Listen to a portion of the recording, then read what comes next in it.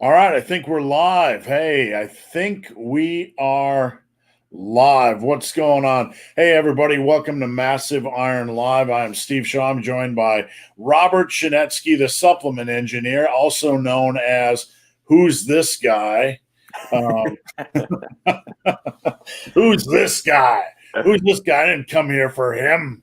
Who's this guy? Appreciate you guys tuning in. We'll be in here for about a couple hours. Post up your training questions, diet, nutrition, supplement, off topic, whatever you want. We will be here for quite a long time. Let us know where you guys are at and what is going on with your gym situation. I have one client in the UK whose gym is actually closing down again, if you can believe that. So, Robert, let's start by saying, who's this guy? Who's this guy? Who's this guy? I'm the inadequate replacement when your internet goes down. For the people that weren't paying attention last week, Steve, you answer all the questions.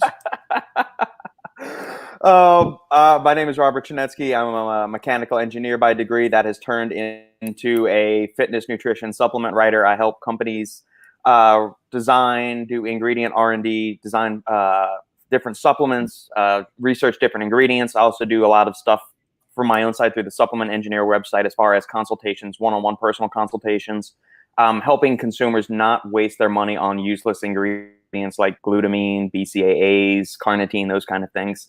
So I've got my hands in a few different pots, but it's all centered around this giant umbrella of fitness, nutrition, and supplementation. You know, I'm just checking my Facebook, and Facebook continues to turn this live video into into just friends only. So the questions on post, I got a bunch of questions on Facebook. But all right, I'm going to start with a story for today, kids, and then we're going to get rolling. All right. So I got 6 months to my 100-mile run. It's been postponed because we couldn't get the film crew over here from the UK because of travel restrictions, right? So we're postponing it till May. So I'm like, I got 6 months. I'm going to hire one of the best running coaches in the world to help me. So I literally hire one of the top 10 running coaches in the world. The guy is on, you can check out the Race That Eats Is Young, Barkley Marathons, Gary Robbins. This guy is a freak, right? And I like Gary, so I hire him, and he says, I want you to get an elliptical, because once a week I want you to do some fitness stuff that's not punishing on your joints. So I get an elliptical, and here's the thing. I post on an internet ultra running group of about 30,000 people asking, hey, have you guys ever bought an elliptical off Amazon? What do you think? And like 2 or 3 people say cross training is a waste of time. Elliptical is a waste of time. So it just goes to show you can have one of the best trainers in the world behind you, and some dipshit on the internet will tell you you're a fool and he's a fool. So with that said, Robert, what's new down by you?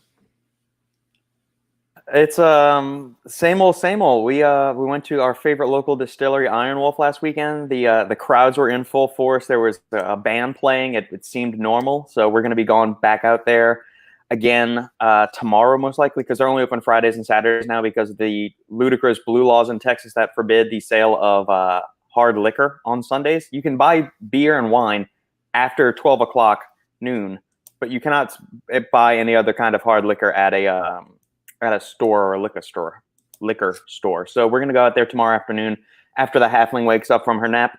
Outside of that, man, work is pretty steady, which is a very good thing. Yeah, enjoying life. Good. Let's get rolling. I got a bunch of Facebook questions that didn't port over.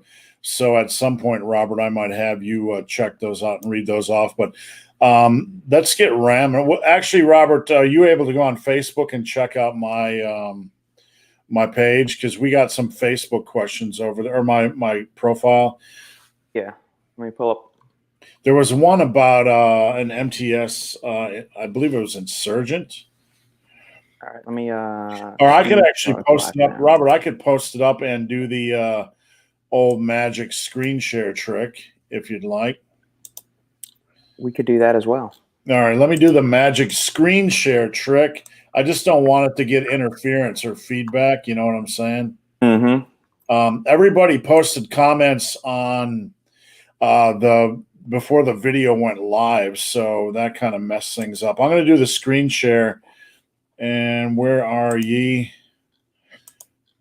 Okay, let's share here. All right, can you see that good stuff?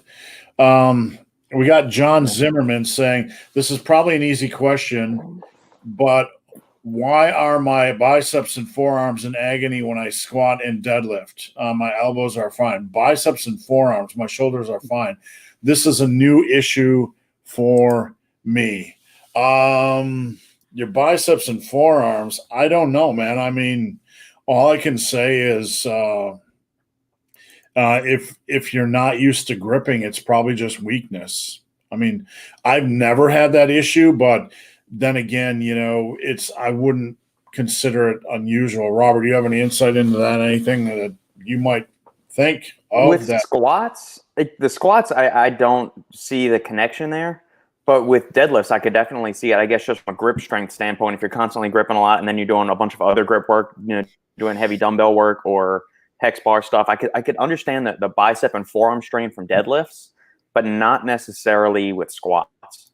So, and in that case, it's going to be the point you already mentioned. If you're in agony, maybe try widening your grip a little bit to relieve some of the pressure. And you don't have to have a death grip on squats. You just have to pull it down to make sure you got your elbows and whatever locked down. All right, we're going to go on to the next question. You guys post up your questions. We're going to get to them. We're trying to get to some of the old Facebook questions. Let's go. Where are we on screen share? I don't want to remove it. How do we show it? There we go. Robert, thoughts on Redcon 1 supplements in general, if you guys can see the one highlighted. Thoughts on Redcon? There's a few things. People are using them. So they are everywhere. So the first thing I'll say is that Aaron Singerman has done a fantastic job from a marketing standpoint in getting his shit anywhere and everywhere. I mean, he's partnered with some of the biggest names in fitness. He had Brian Shaw, who was a 4-time world's strongest man one time as an athlete. Luke Sando, who passed away earlier this year, was an athlete for them. He's worked with a lot of big names, and he's had a long history in the industry with several companies, including Blackstone Labs at one point before he started Redcon 1. So he's been around a long time. He's been involved in a lot of stuff. Redcon 1, and I was fortunate enough to talk with Aaron and try some of the products when they first got released back in 2017, 2016, late 2016 maybe. And I really like the first few iterations of Total War. The thing that concerns me now is that you always see their products on buy one, get one, or buy one product, get $50 in free clothing, tote bags, and all that. So when you see brands constantly doing that, obviously, yeah, they're moving a high volume of product, but at the same time, how good is the quality of their ingredients that are going in there? There's also a material test report that was circulating the internet through a couple of the supplement groups I'm a part of that showed that a store owner tested their MRE protein powder, and it was not very good quality at all, using very poor protein sources, and the protein content was woefully low compared to what it was claiming on the label. Now, those results haven't been verified and authenticated, but from the source that they came from, I trust that source, and that source has a good reputation. So I have mixed feelings on certain Redcon things. I'm okay with. Their pre-workout is pretty solid, and it's affordable, cheap, widely available. Some of the other things, it's more of a nuanced case. It's not black or white with just like any supplement company. I don't think there's any brand that just across the board I'm saying, yes, I agree with everything they're doing. It's supplementation is a little bit more nuanced than that. Well, I will tell you from my time in the supplement industry, when somebody starts to BOGO or buy one, get 150 all the time, it devalues the brand. And, my wife is in here dropping off a book, 80-20 running. Thanks, baby. It devalues the brand, and usually something's going on. I mean, they get you. I mean, the problem with that, with a brand, is that it's quick money, but they keep trying to push that button over and over again. and it doesn't keep working. The customers get conditioned to look for that, and they'll only shop when that happens.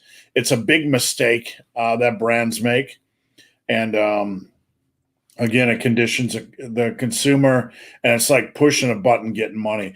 I mean, I can go out and say, if you buy a T-shirt, you get a free ebook. Okay, I can do that today, and I can get 20 sales immediately, 20 really quick sales.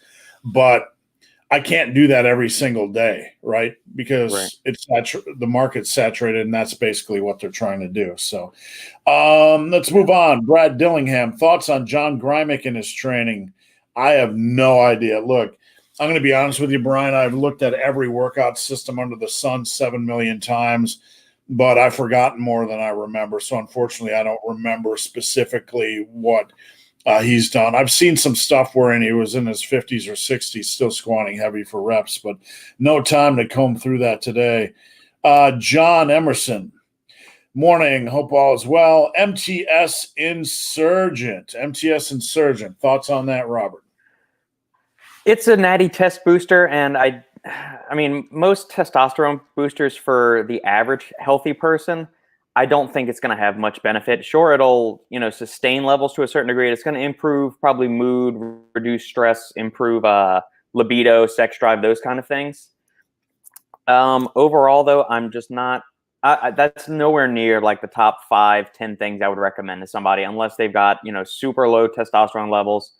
They're really stressed. They're struggling with low libido, and they don't really want to get on HRT. But even still, if you are clinically deficient, I would recommend going do HRT through a doctor. That's going to have significantly more benefit, probably be cheaper than buying a 30 serving of a testosterone booster every month. Yeah, I would say. I'm sorry, Robert, go ahead. Okay, I was going to say, that being said, the ingredients that MTS Insurgent uses, you've got a gram of L-carnitine L-tartrate, which is one of the more bioavailable and effective forms of carnitine that's been shown to upregulate androgen receptor density in the body. Also been shown to improve exercise recovery by reducing muscle damage during eccentric loading and decreasing soreness. So I like it that way. It helps your body use testosterone and other androgens more efficiently. Primave's got some interesting data in improving libido, sex drive, spermatogenesis in the body. Spilanthes is another one, but there's no real human data on Spilanthes. It's mostly in rats, showing it's increasing luteinizing hormone and sperm production from the Leydig cells. And then Long Jack is the final ingredient. They're using 100-to-1 standardization. There's a lot of shitty Long Jack extracts on the market. The dose they have in there is 200 milligrams, which is a solid dose. It's just, that's going to be more for libido than anything. It's not going to do much for testosterone levels. So you can try it.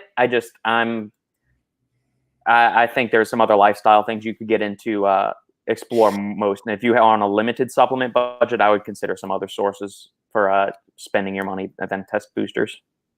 Yeah, I mean, I think where we're at in 2020, there's such a saturation with actual hormone replacement clinics that if you're having TRT if you're having issues with testosterone, we've talked about this before, you need to clean up the basics, sleep, stress, nutrition. And look, I know I'm going to be honest with you because I'm, that's what we do. 90% of the folks that come to me about test boosters, if I comb through all these things, diet training, sleep hygiene, are you getting any regular cardio? They don't have all the books on the shelf, right? So you got to get that stuff squared away, and you got to do it for an extended period of time. You need to get your ass out in the sun. You need to do this stuff for an extended period of time and allow your body to, self-regulate or improve. Yeah. I mean, you'll get maybe 100 or 200 point bump in testosterone levels from a natural testosterone booster, the actual decent ones on the market. But in the across the broad spectrum of testosterone range, that's not going to mean, 100 or 200 points sounds really impressive, but it's really not. I mean, if you're at 400 and you go to 600 nanograms per deciliter, that you're not going to be on the order of somebody that's, over 1,000 and their muscle building potential, their libido, all of that stuff. So it's not going to give you a super physiological boost like it would from HRT. The thing I'm going to say is if you're not willing to get all the ducks in a row, you have no business taking a test booster. Right. You just don't, and I'm being honest, and you have no business exploring HRT. That's not aimed at John. That's just aimed at people in general because it's such a typical question. Yeah. It's curious that we're talking about sleep because I was listening to this audiobook running yesterday, 80/20 running. Mhm. And it was talking about most runners run at a pace faster than they think and they acclimate. Okay. And long story short, they were talking about sleep. And basically, it was kind of the same thing. People generally run on too little sleep and they acclimate and consider that to be normal. Mhm. And it's not normal. And me and my wife were talking just for reference, for walking the walk and talking the talk.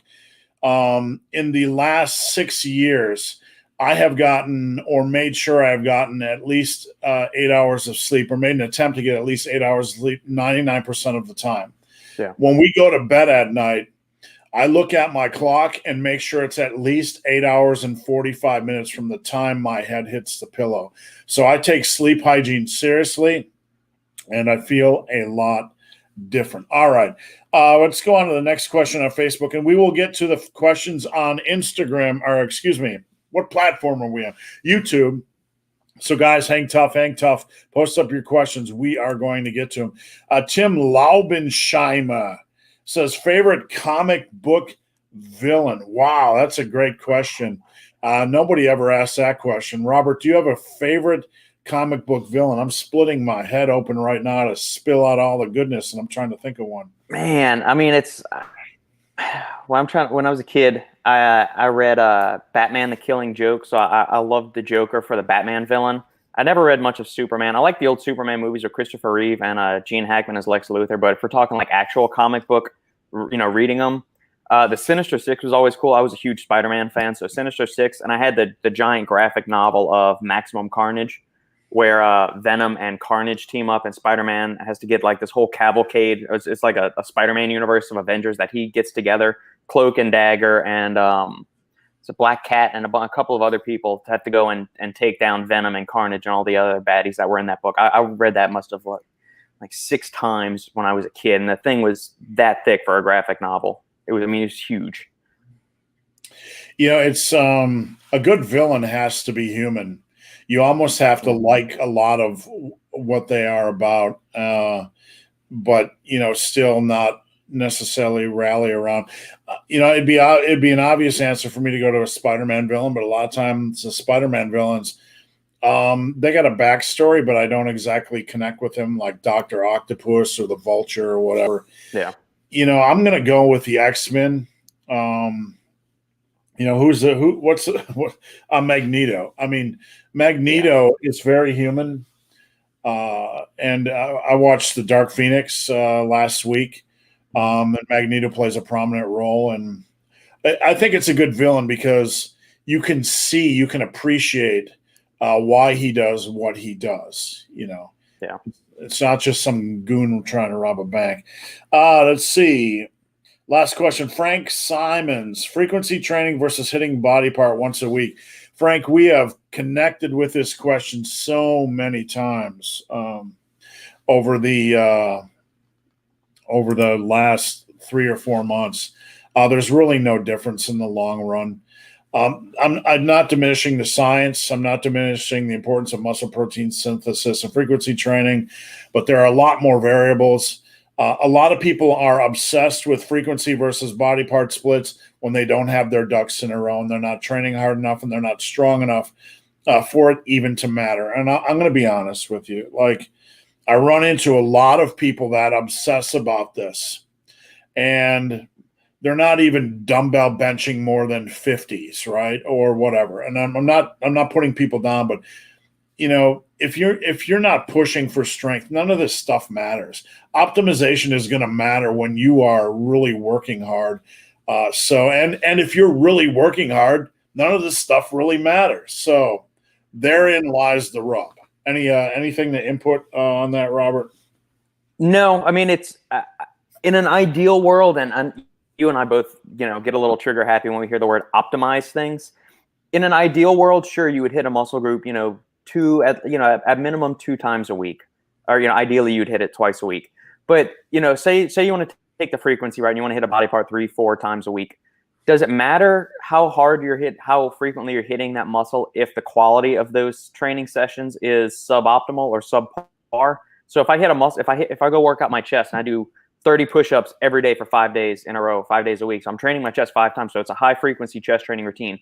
But if those 30 push-ups don't get my muscles near fatigue, or it's not inducing enough tension to create overload and force a physiological adaptation, then it's useless. So it's the same thing, volume versus intensity.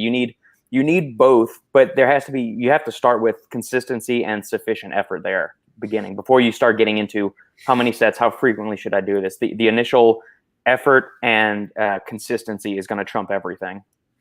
Yeah, I'm going to say something, and it often triggers people, but it's the truth, so they can deal with it. I don't train with a super high volume, and I don't train like Ronnie Coleman volume or Jay Cutler volume. I don't train with Dorian Yates intensity, but the combination of volume and intensity that I do train with, when the average person trains with me, they don't make it through a workout. Okay, they're not working hard enough. And if anybody doubts what I'm saying or thinks I'm an ego-driven asshole, I challenge them to go talk to Alan Roberts and ask him about our leg workout. Because after we were done with squats, we were moving on to leg extension supersetted with box jumps, and Alan tapped out. At the time, he was the same weight I was. And this is not a slam on Alan at all, because Alan's a friend of ours. But it changed Alan. Alan now can outwork me. But Alan was unable to complete my workout. And I work out, a lot of people will want to come work out with me. They're unable to complete my workout. And if they're not able to hang with me with my moderate level of volume and intensity, all these optimization debates really don't matter. I'm just going to leave it at that. Okay. All right. Let's roll on here to Lee. Lee Harris, what's your thoughts on Metcon training? I'm a power builder. I train for muscle and strength. I don't know. Robert, do you have any thoughts on this stuff? I think it is a useful aid for somebody that wants to get in their conditioning work, but doesn't enjoy traditional forms of cardio, like going on the elliptical, going jogging, running, going on a bike or something like that. So if you're somebody that really loves the iron or resistance training, but you're looking to get a conditioning kind of effect from it, I think it has its place there. What you're going to have to be really careful with is the intensity and how heavy you're lifting on those Metcon days, because the higher intensity you make your cardio and conditioning workouts, the more careful you're going to have to be with your resistance training volume and intensity, because the higher intensity you start to make your cardio sessions, the more that's going to dip into your overall weekly recovery. You only have a certain amount of recovery. So what is your focus? Is it on improving conditioning? Is it going high intensity in those conditioning sessions? Or is it, building up as much muscle and strength as possible?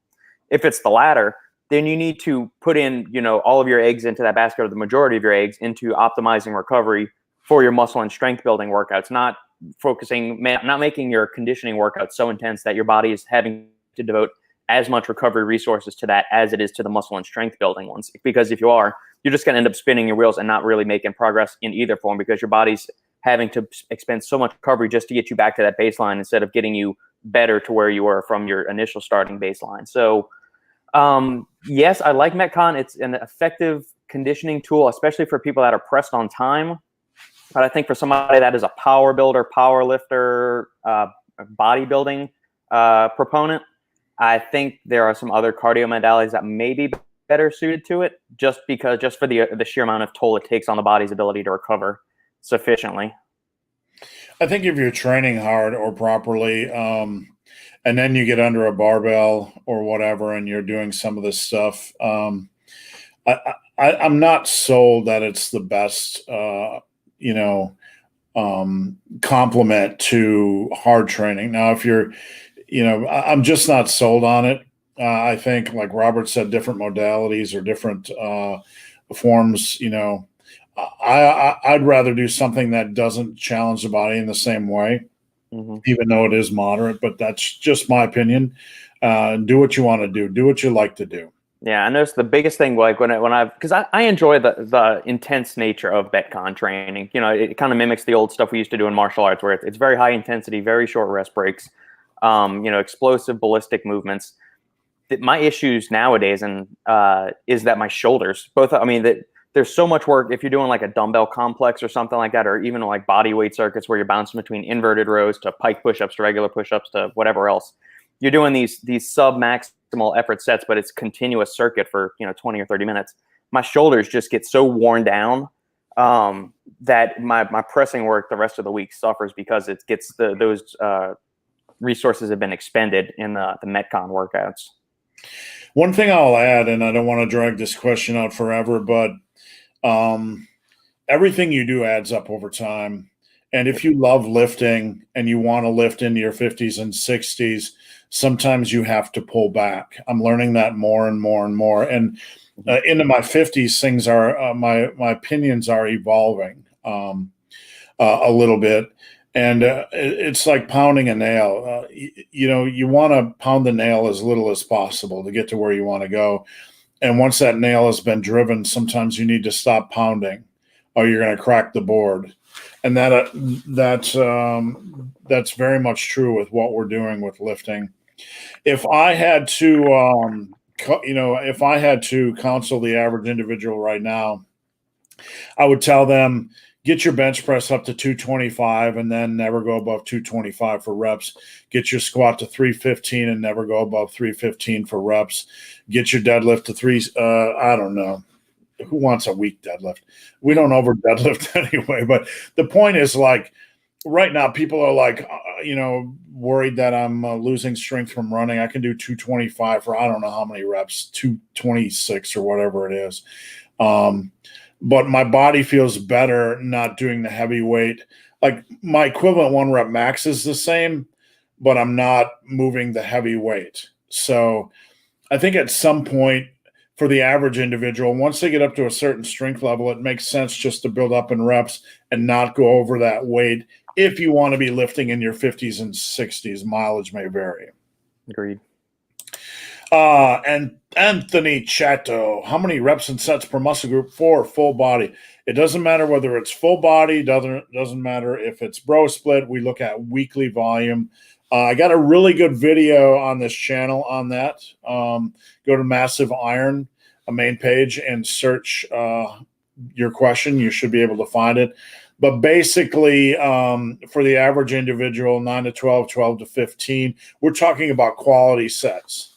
So major body parts, we're talking about chest, shoulders, back, and quads, 9 to 12, 12 to 15. Minor muscle groups, 6 to 9. Mileage may vary.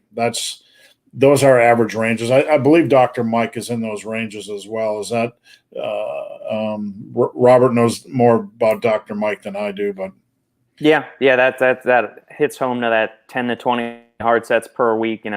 Depending on the muscle group, it's going to be maybe towards the higher end of the range. Other muscle groups are going to be towards the lower end of the range. But yeah, that's pretty much spot on, Steve. For back, I usually do a little bit more. Yeah, well, there's so many fibers back there, and they run all kinds of different ways along the back. There's a lot of musculature back there, so yeah, that definitely makes sense. I'm not certain you could even overwork your back. If you're training hard, properly, you could probably do more. But there's so many fatiguing exercises for the back that I think the back more than anything has more quality exercise selection. You look at deadlifts, you look at dumbbell rows, barbell rows, T-bar rows, seated cable rows, pull-ups, chin-ups, lat pull-downs, even machine rows. Chest supported rows, all that good stuff. All the battery of stuff, yeah. Mike Hall, I've heard you talk about grape seed extract. Any concerns with it? How much, when to take? Robert? Studies go anywhere from 200 milligrams to 800 milligrams per day. Tons and tons of benefits. So they're rich in polyphenols, flavonoids, oligomeric proanthocyanidin compounds. It's been shown to reduce blood pressure, improve blood flow, improve lipid panels, support kidney health, support liver health, especially if you have non-alcoholic fatty liver disease. Promotes cognitive function, enhances cognitive function by reducing some of the reactive oxygen species that can get generated as a part of the metabolization that goes on in the brain as far as energy production, energy utilization, neurotransmitter synthesis. So it's an awesome ingredient. It can fit its way in a nootropic formula, in a pre-workout, in a non-stim pump product. It's awesome. And general health, whether it be for heart health, cognitive health, liver health, everything. It's awesome. Yeah, can't speak enough good things about grapeseed extract. I take between 400 and 600 milligrams a day of the bulk supplements brand that you can find on Amazon for a fairly decent price. They third-party lab test all the materials. It's standardized, I believe, to 98% proanthocyanidin. So yeah, go check that out. All right, Robert, thank you. I appreciate it. I was just kind of perusing the questions coming up, and I got distracted for a moment. Hello, everyone. Hello. Hope you're having a good day. Hello from Norway. Hello in Norway. What is going on? Have you ever tried to learn any acrobatic explosive moves like a kip up or a back flip? I actually liked gymnastics in high school. My intro used to feature me trying to do a round off, and I believe I was 250 pounds. I'm not sure if you ever saw that. I did. But I pulled it off as well as I could. A kip up was pretty easy for me. I think anybody in high school that was reasonably athletic could do a kip up, but backflip, no, I don't. I don't have any. I'm not a backflipper. Robert, are you a backflipper? My younger brother did gymnastics, highly competitive gymnastics, for many years when we were growing up as kids. He's 3 years younger than me, and so he learned how to do all the fancy tumbling stuff. Now he was in Taekwondo with me, and so we were both black belts in that. And if you know anything about Taekwondo, out of all of the martial arts, the various martial arts, it is very kick heavy. So we did lots and lots of jump kicks, jump spinning kicks, drop kicks, jump up and then drop into a kick. So we did a lot of explosive things in that form from a kicking standpoint. And then you throw in his gymnastics background into that. And I got him to teach me to do a backflip a couple of times, and I almost smashed my face into the grass. And so I can do a cartwheel and a round off. I never did a back handspring. Kip ups are pretty easy to do, like you mentioned, Steve.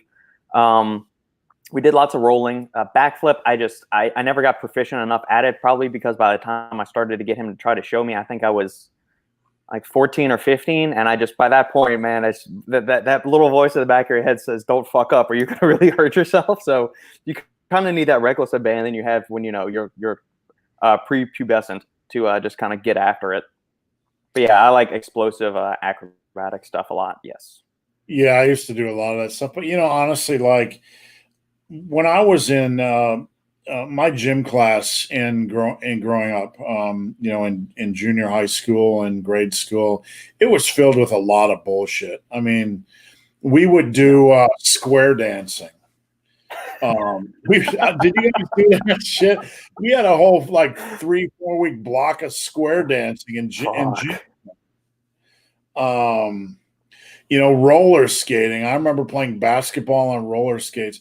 Not that roller skating isn't a good, but there's stuff that you could be doing in gym class other than square dancing and roller skating, for the love of all things holy. So yeah, I don't know who made the curriculum back then, but every year we had to do a month of fucking square dancing in high school. Swing your partner left. Fuck all that shit. Oh my goodness! I would love to see a young Steve Shaw doing square dancing. Man. I mean, if you think of all the years I had that stuff, I've probably taken probably a year and a half of my life once a week doing fucking square dancing. It's true. Good stuff. All right. Woodulus. Hey, hello. How's it going in Scotland? We got Belgium in the house. Someone told me that muscle memory goes back only 10 years. Your muscle memory's got Alzheimer's. No, that's bullshit. What I would do is take that person and slap him in the face with a big fish. That's nonsense. Once a muscle cell is fortified, it is basically fortified for life. The cell structure is fortified. I don't know any information that shows that the cell is going to deteriorate. Do you know, Robert? I know the guys on Stronger by Science podcast covered this a while back. So Greg Knuckles and Eric Trexler. Go to strongerbyscience.com or sbs.com, and I believe go search one of their podcast episodes where they went really heavy into muscle memory. I don't remember what they said. I think, I mean, once the satellite cells and increase the fiber length and add more nuclei and increase the myonuclear domain of a muscle cell, I'm pretty sure those last for, I mean, at least 10 years. I don't know if it goes, as far back as 20 or 30, but I mean, how many people have consistently trained 20 or 30 years, and how many of those people have actually been researched to see if their myonuclear domain decreased or not? So why once a cell would it have extra nuclei? What would drive a cell to get rid of that? I don't know if it necessarily would get rid of it, or just because our bodies are constantly, cells are dying off and new cells are being created. So I wonder if there's just a lifespan of a muscle cell that it may eventually die off after 20 or 30 years. And so technically you didn't lose muscle memory, but because that cell died, you would be able to need to add in build up a new muscle cell. And so that's getting into physiology that I'm not very well versed in. So yeah, I mean, there could be something to that, but I hope none of us have to find out. That's, I mean, so let's put it that way. Wow, my goodness. Do deadlifts help you with overall strength? Not at all. Nope. Face pulls do, though. Face pulls, a lot of face pulls. Dude, deadlifts are the king of overall strength. If you can rip a barbell off the ground, you're halfway to lifting a car off the ground, throwing people around. I mean, I would argue deadlifts are the king of overall strength. That's just raw, brute force strength. We can have these debates all day. You can squat, but I think if you want to talk about overall strength, I would argue that no exercise compares to deadlifts for overall strength. Robert, would you agree or disagree with my assessment? Nailed it, Steve. I will also say that the deadlift, we're always talk about functional fitness and everything. I think the movement pattern of the deadlift is probably the most functional of all, like the big four lifts to everyday life, because there's so many instances where you're having to pick shit up off the ground and then lift it somewhere else or move it somewhere. I mean, obviously you need to squat down to sit down and go to the bathroom and all of those kind of things. But it's the deadlift is such a primal, integral part of daily human life that you need to be able to do it. Yeah.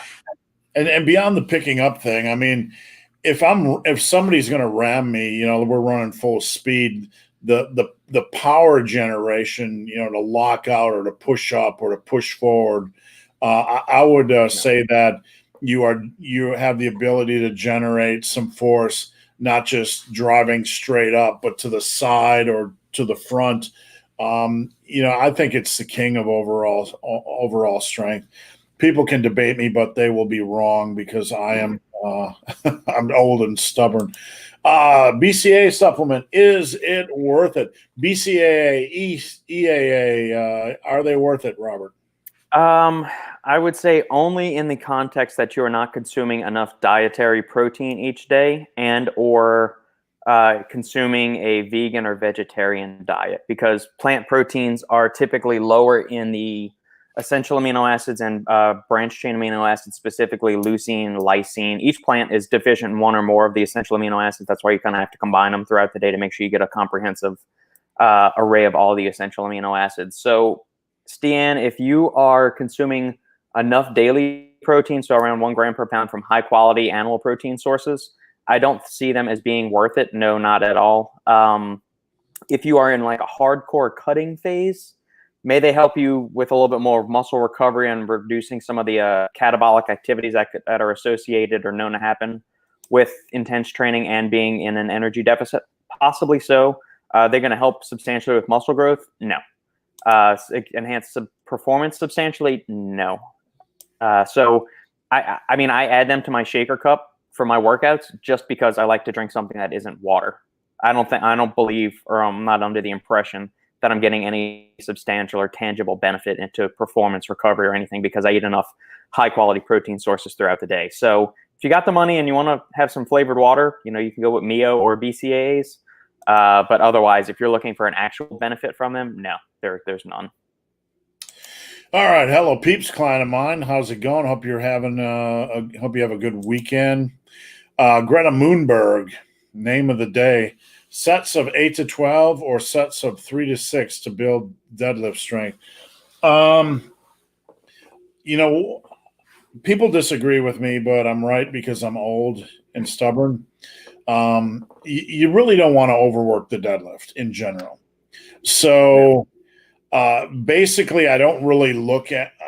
I think some of the issues with high rep sets is you really have to be disciplined with your deadlift form to pull them off, because the deadlift is comprised of a myriad of muscle groups, and as we move along in our set, like our quads might be more fresh than our lower back, and invariably, when you watch as many deadlift sets as I have over the years, you see the sloppiness, the lower back taking the punishment in a rep set. So I like to do generally lower rep work. One thing I'm a big proponent of, anybody that knows me, is doing like singles or doubles or triples in block sets. So doing a single, standing back off the bar, re-racking, getting your shit together, doing another single. So I don't think it's a question so much of rep range as it is of knowing how to stop that rep range when your lower back has checked out of the equation. Robert, anything to add to that?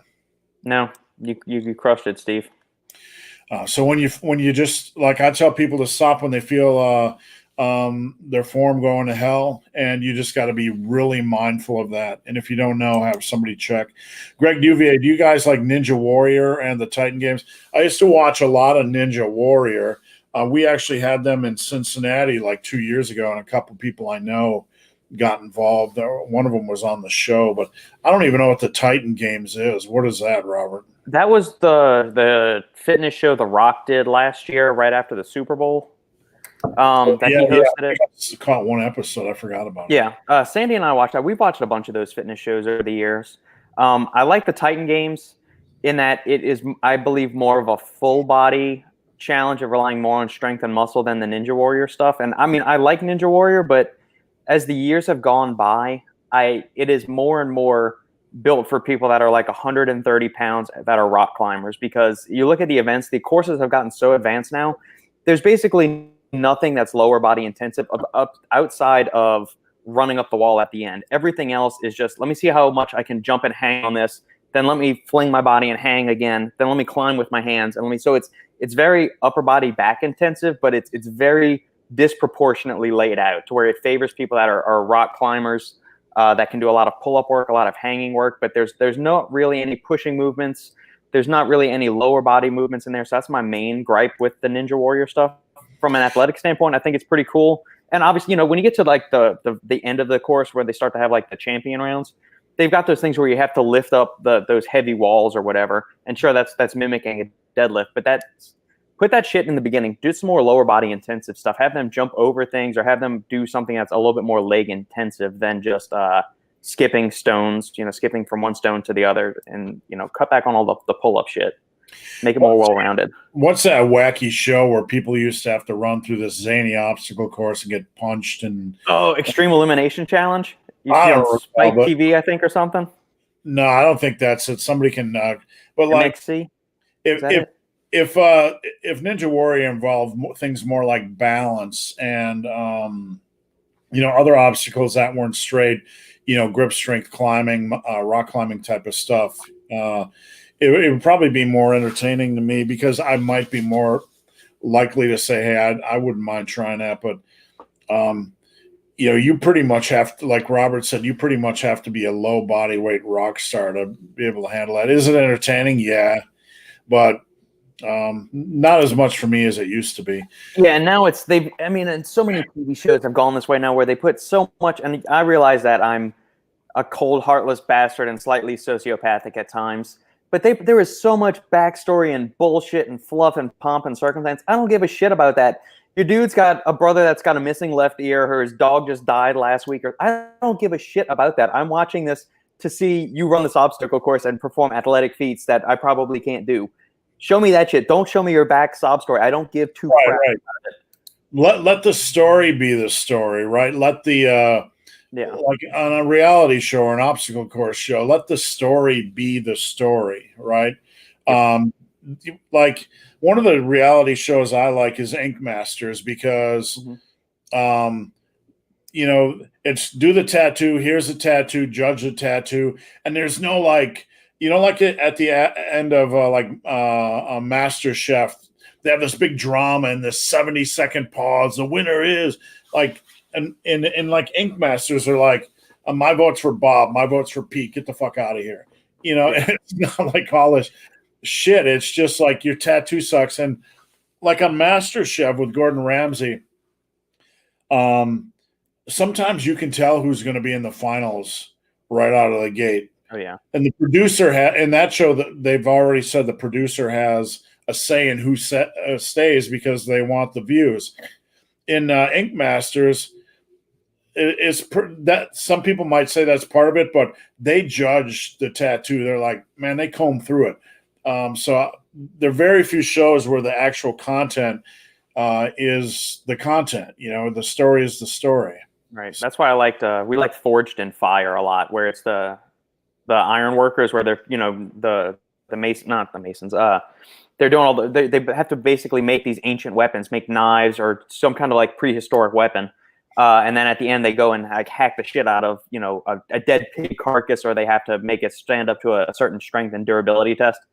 And, you know, with my engineering background, we always did mechanics and materials. So we understood tensile strength, shear strength, all of those kind of things. So it's kind of cool to see those things put into action. You know, modern reality TV or reality TV is kind of like if somebody came to interview somebody that just ran 100 miles and, you know, instead of that being the story, they just wanted to talk about his grandfather who murdered 2 children in 1942 or something, you know. Exactly. The story's not the story. All right, Sebastian, that moment you get tired when doing squats and take an extra 2 to 3 breaths for another rep. Yep. If you're not doing that, you're not squatting. Is that considered training past failure? No. No, because some exercises, and I've had this question before, but some exercises, your muscular strength and endurance will outshine your cardio, your ability to handle it from a cardiovascular standpoint. So when you put a weight on your back, it's going to tax your whole system. The same thing with like RDLs or dumbbell rows. You could keep going on those, but you know, something's tapping out before your strength. Robert, anything to add on that? No, I mean, training past failure would be doing things like partial reps or partner-assisted concentrics, where they're helping you lift the weight up, but then you're resisting it on your way down. Static holds. A failure is when you can no longer lift the weight up. Everything before that is just grinding hard reps. Squats, once you get in the pit, it's not over till you rack that bar. So you can't hold that bar forever. The reason why you're getting out of breath is because you have that bar on your back. And that's that stress on the human body is quite a bit. Woodulus, what's the difference between synapsa and balkanize? Synapsa, yeah. I don't know. What language is this, Robert? It is Bacopa luniaris, so it's one of those nootropic herbs from Ayurveda. It's been shown to do a bunch of different things. So it stimulates GABA receptors in the brain, so it promotes some of the calming effects. GABA is the primary inhibitory or calming neurotransmitter in the brain, so it interacts with a bunch of different neurotransmitter systems in the body. So acetylcholine, dopamine, GABA, all of these other things. There's several studies. So like with most plant extracts, you can get a standardized variety or just a generic one where it's basically ground up plant, dehydrated, processed, and they throw some capsules in it. The difference is with Synapsa and Bacagnize is that they are standardized to a specific content of bacicides, which are the fun little bioactive compounds that are naturally present within Bacopa. And those are the triterpenes and saponins and all the other good stuff that the researchers believe is actually doing the brunt of the work for this plant. I really like the Bacagnize form, but just that's the form of Bacopa monieri that I've used most consistently over the years. Synapsa is another really good premium quality form. I believe Synapsa is standardized to 55% backicides. And bacignize varies between 45 to 50, depending on which standardization you get. They're both super high quality. They both have a considerable amount of research showing that they improve memory, cognitive function, recall. The only thing with that is that you need to take them daily, and at least for like between 4 and 8 weeks, depending on which form you're looking at, because it's a cumulative effect. It's not something like Nupept or CDP choline that has a very acute effect. So take that each day, 300 to 350 milligrams, depending on the standardization you get, and you'll start to notice a little bit better mental clarity, better memory recall, just an easier time remembering things in general. Both forms are really good. I can't speak enough good things about it. It's anecdotally, some people say that Synapsa is a little more energizing and Bacopa is a little bit more calming. I can't really say I've noticed that effect. I've tried Bacopa by itself and I notice it to be energizing. However, when I stack it with caffeine, I notice that it does tame the effects of caffeine a little bit, similar to how theanine would be if you're stacking it with that. But that makes sense because it's an adaptogen. So it's always trying to help bring you to some kind of level of homeostasis. So if you're really amped up, it's going to bring you back to like a more calm space. If you're feeling a little sluggish, it's going to raise you up. So that's why where adaptogens are really kind of cool is that they can modulate you up and down based on your cognitive state. Wow, my brain is full of information after that. Thank you, Robert. My pleasure. I love nootropics. So yeah. For a moment, I just saw bacon on there and I got excited. But would you consider walking for 45 minutes to an hour a form of cardio? I don't like to call everything cardio. I mean, that it's so bodybuilding-esque. You know, movement is life. Too many people don't move. So I don't like to think about cardio. I like to think about movement. With that said, there is some value to doing stuff that gets your heart rate elevated. So movement is good.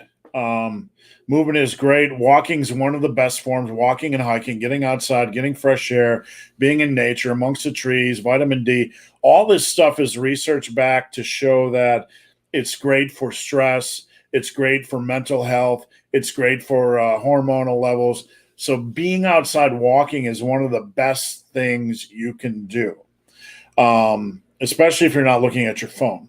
With that said, there is value to doing exercise that gets your heart rate elevated. Is there not, Robert? I can't hear Robert. I had myself on mute. My bad. Yeah, Robert mutes himself. I don't know. Oh, that's usually because I'm shaking this up and I don't want to hear it. I don't want the ice rattling on the recording. I just let it rip. Is there what's the value of doing something that gets your heart rate elevated? I mean, it's improving cardiovascular output, your ejection fraction, improving circulation, blood flow. You're basically making your heart, lungs, and circulatory system stronger so that it'll pay dividends to where you don't get as gassed when you're doing your resistance training workouts.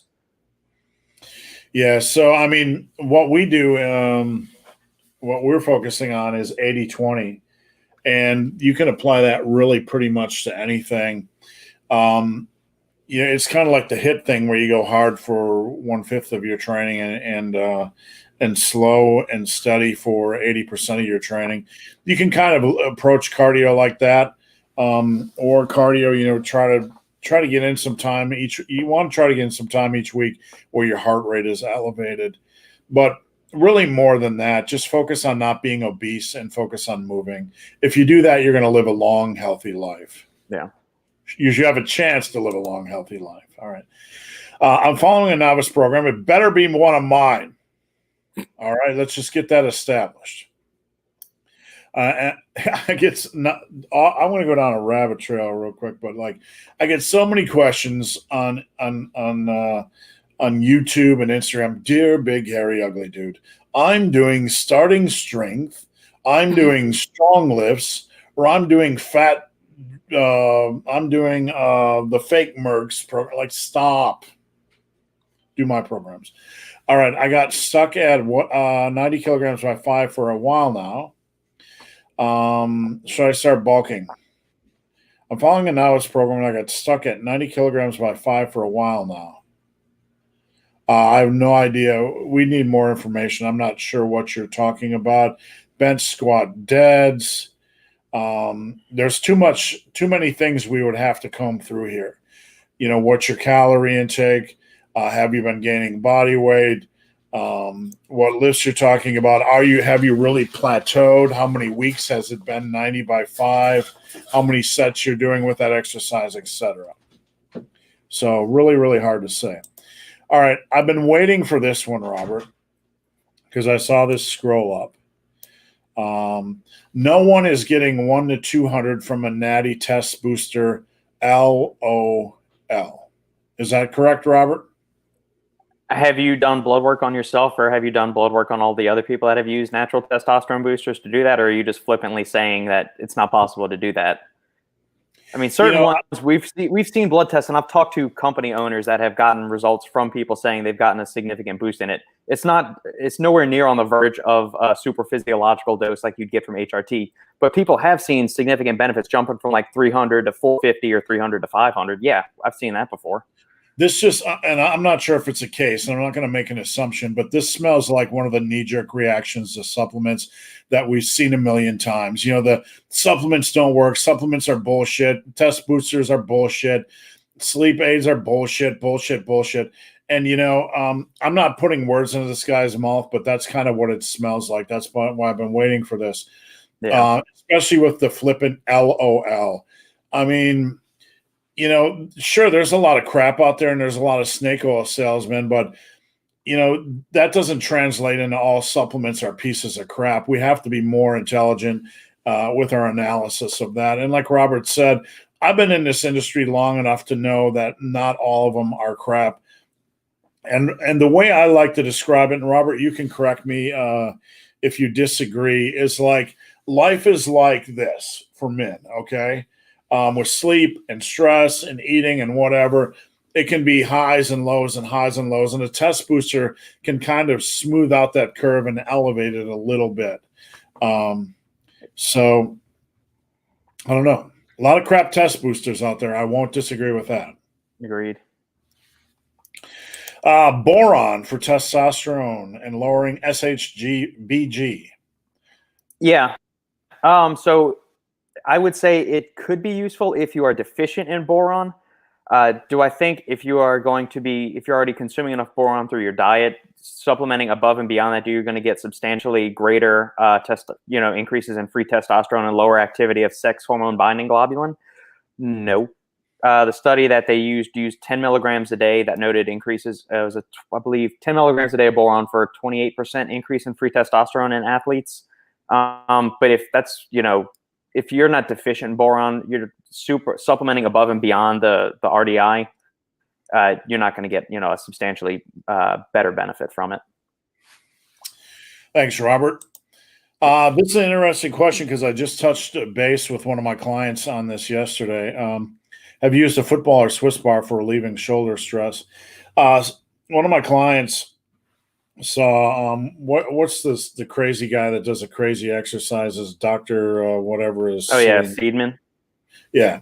So they had a trap bar and they were doing a bench press with a trap bar. And my client said what I thought of it. And I said, because the weight distribution on one side versus the other was so far from the center of the pressing that there could get some imbalance. And I didn't like it for that reason. And I recommended a football bar or a Swiss bar.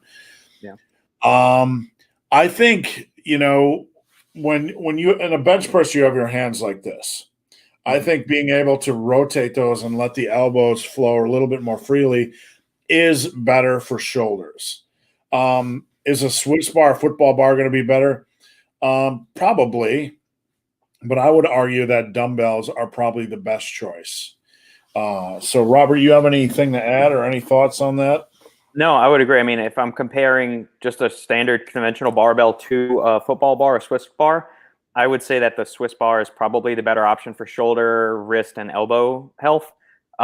If I get to choose between the Swiss bar, if push came to shove and you're making me choose between the Swiss bar or the dumbbells, I would probably choose dumbbells just for the same reasons you mentioned. You get that freedom to rotate and find something that's natural to your body instead of just being fixed into one set position. Even if you've got your hands are slightly externally rotated into that neutral grip, that's going to be better for shoulder, elbow, joint health. But the ability to freely move is going to ultimately be the better thing, I would believe. Yeah, I mean, almost all my clients, I push dumbbell exercises on them, and I don't think a lot of them understand why, but dumbbell are a good complement. I mean, at some point in time, man said, I have straight stick. Let's press straight stick. Let's push straight stick. And I love straight stick, right, Mark Ripito? I love the barbell exercises, but straight stick isn't always the best for you. You know, having dumbbell work or relief from straight stick exercises, it has a lot of value. So,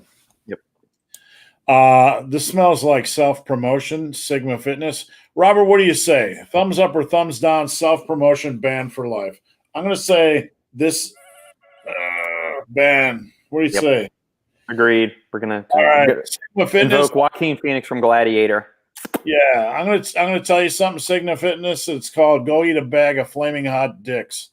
All right, what do we got here? Hide. How do we delete this thing from the... All right, block user. Okay. Eat a bag of flaming hot dicks. That's something you only say on Friday. Sarah, if you had to choose only one exercise to build quad size, will it be barbell squats or hack squats? I don't know, both. I don't like either or questions. I like both. Both. I mean, you know, it's like, what's the best way to, you know, I don't know, get across the country? Whatever. I don't even want to make up anything. It's almost always both. What's the best way to build chest? Barbell or dumbbell bench? Both. What's the best way to build quads? The true answer is both. Robert, any thoughts? Yeah, I mean, in an ideal world, we'll do both. I mean, just because Sauron's a regular that poster on here, and so I think, you know, just to entertain the question, I'm gonna say hack squats, because not everybody is built to squat with a bar on their back, and some people feel it more in their, you know, glutes than they do their quads. The hack squat's really good for putting a tremendous stretch on the quads. So if push came to shove, just to you know, just needle you a little bit, Steve, I'm going to say hack squats. That's fine. I actually program hack squats a lot for my clients that have access to the hack squat. If they have access to the hack squat, I program it because I'm a big fan of the movement. It's something when I go to a commercial gym and they have it, I do it. And unfortunately, not enough gyms have this piece of equipment. You know, given the opportunity, you know, a lot of times I have to resort to leg press as a backup to the barbell squat. But if you have hack squats, you should be doing them. I think they're a great exercise. Oh yeah, there you get a super intense stretch on the quads. And if we're talking about purely about quad hypertrophy, and that's the only thing we're interested in, not overall muscle and strength, yeah, let's go hack squats. All righty then. My dad is having us eat vegetarian going forward, and he only likes rice and sauce. Do you have any suggestions for high-protein vegetable sauces and easily accessible vegetables to eat with rice? Wow. When it comes to a vegetable sauce, tomato is not high protein. The only thing high protein is really chickpeas and black beans and, you know, peas, legumes. I'm not sure any of them's made them into a sauce, though. No, I mean, you know, sauce. Can you just have like a whey protein shake on the side or a pea protein shake on the side with your rice? That's just as far as you're so. I don't know if this is getting too personal, but you guys not letting you have any say in what you're putting in your body to eat. I would sit down with my parents and have a talk on, you know, let's have an honest discussion, education about what is a healthy way to eat, something that's not too overly restrictive. I mean, if I'm going to eat anything with rice, and Robert, you're a little choppy right now, so if I cut in, my apologies. Mm-hmm. If I'm going to eat anything with rice, it's probably going to be like black beans, or it's probably going to be like chickpeas, but I would prefer black beans. Black beans and rice is tasty. You know, as far as vegetables to eat with rice, those are going to be some of your best options, you know, your high protein stuff. As far as a sauce, this is not vegetarian, but the highest protein sauce is really plain Greek yogurt, because with plain Greek yogurt, that can add creaminess of a sauce, and you could add seasonings and flavorings to that to work like a sauce. But apparently, that is out of the equation because of the vegetarian nature. So I don't know, man. This is out of my wheelhouse. I'd have a come to Jesus talk with Dad. Yeah, that's a unique situation there. What's up, gentlemen? Love the advice and content. Thank you. We appreciate your support. I'm near my goal weight of 205. I was 185 or 285, sorry, in February when I hit my goal weight. Should I maintain or increase calories to rebuild muscle? What I suggest, and I mentioned this a couple videos ago or yesterday, I don't know what day it is, go 5 to 10 pounds deeper than you want. And then that will allow you to do, if you want to build muscle, you're going to have to, your best bet's in a calorie surplus. I recommend about a pound a month for the average individual. So, Robert, anything to add to that? No, I mean, that's 80 pounds in 7 months. That's really, really freaking impressive. So, outstanding job on that. Aim for about a pound a month. And it'll take months and months to dial that in. But, you got nothing but time. You're young, you're sexy. Life is at your disposal. So just be patient. Don't rush. Yeah. Don't wait. And so many people are able to lose weight, but then they immediately regain it back. If you've lost that much weight, hang out in maintenance for a little while and see if you can get some recomp going on or something. Work to keep that weight off and make it consistent and sustainable, that you've kept that weight off and you don't slowly start to get that creep back up. Yeah, Robert makes a good point, and one that I missed is that, we were talking about muscle memory earlier. When I lost my 100 pounds, I lost some strength and I lost some muscle. And I basically stayed at 246 for 2 years, and some of my muscle came back. So if you did lose that, you might want to just hang in maintenance mode for a number of months and train hard and see what happens. Take some measurements and so on and so forth. Colton, hello everyone. Greetings from Virginia. How's it going, Colton? Frank Fitness, thanks for the answer. Clears things up. Speaking of answers, if we miss your question, or you think we're skipping your question, we are not. Sometimes YouTube does not like longer questions. If we miss your question, please post it up again. Bill Leach says, we square danced too when I was in elementary school. I grew up in New Mexico. I'm 58. Yeah, you went through that every year. Swing your partner, do-si-do, swing, all that shit. I'm scarred for life, I swear to God. Jeremy O, how should I treat pre-workout, post-workout nutrition when I need to train right away in the morning? Robert, any thoughts on that? I did this for many years when I was engineering. So I would have a 45-minute commute in the morning, and I would get into work at 6:30 so I could work a 10-hour day and be done by 4:30 in the afternoon. So I would wake up at 4:45, and I would, immediately either take a pre-workout or just head straight to my home gym setup and start training. I would sip on an intro workout, usually consisting of BCAAs and maybe some carb powder. And eventually I just ditched that altogether, and I just trained. I like training on an empty stomach. I don't like the sensation of stuff sloshing around my stomach. But if you are going into your workout fasted, your body will naturally acclimate to it. So if you want to prevent any kind of, potential muscle breakdown, eat a heavy dinner, a carb heavy dinner the night before. And then you can go straight to train, sip on some essential amino acids if you want to. But as soon as your workout's over, then definitely get some protein in you, because it's been at least 8 hours from your time that you're sleeping. Then you did intense resistance training. So you've initiated a bunch of catabolic processes that are going on. So you want to get that over and ended as quickly as possible to finish your workout. So then have at least a protein shake if you can't make a legitimate breakfast after your training session, and then get on with your day.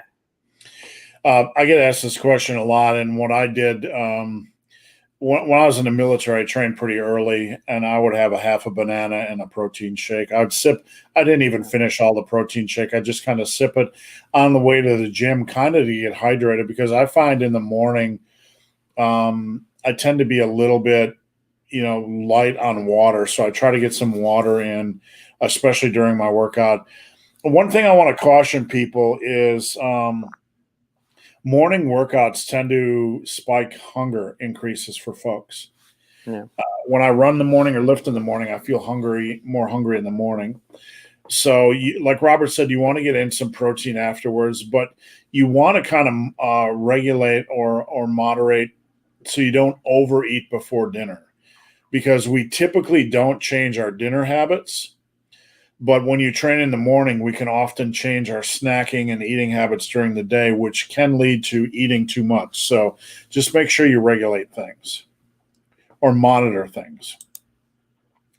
Richard Paul Wilson. All right. I got to say, Richard Paul Wilson has a great avatar, and I'm going to explain why. Those two young gentlemen are local, and they came running out on the football field with a police flag and a fire flag.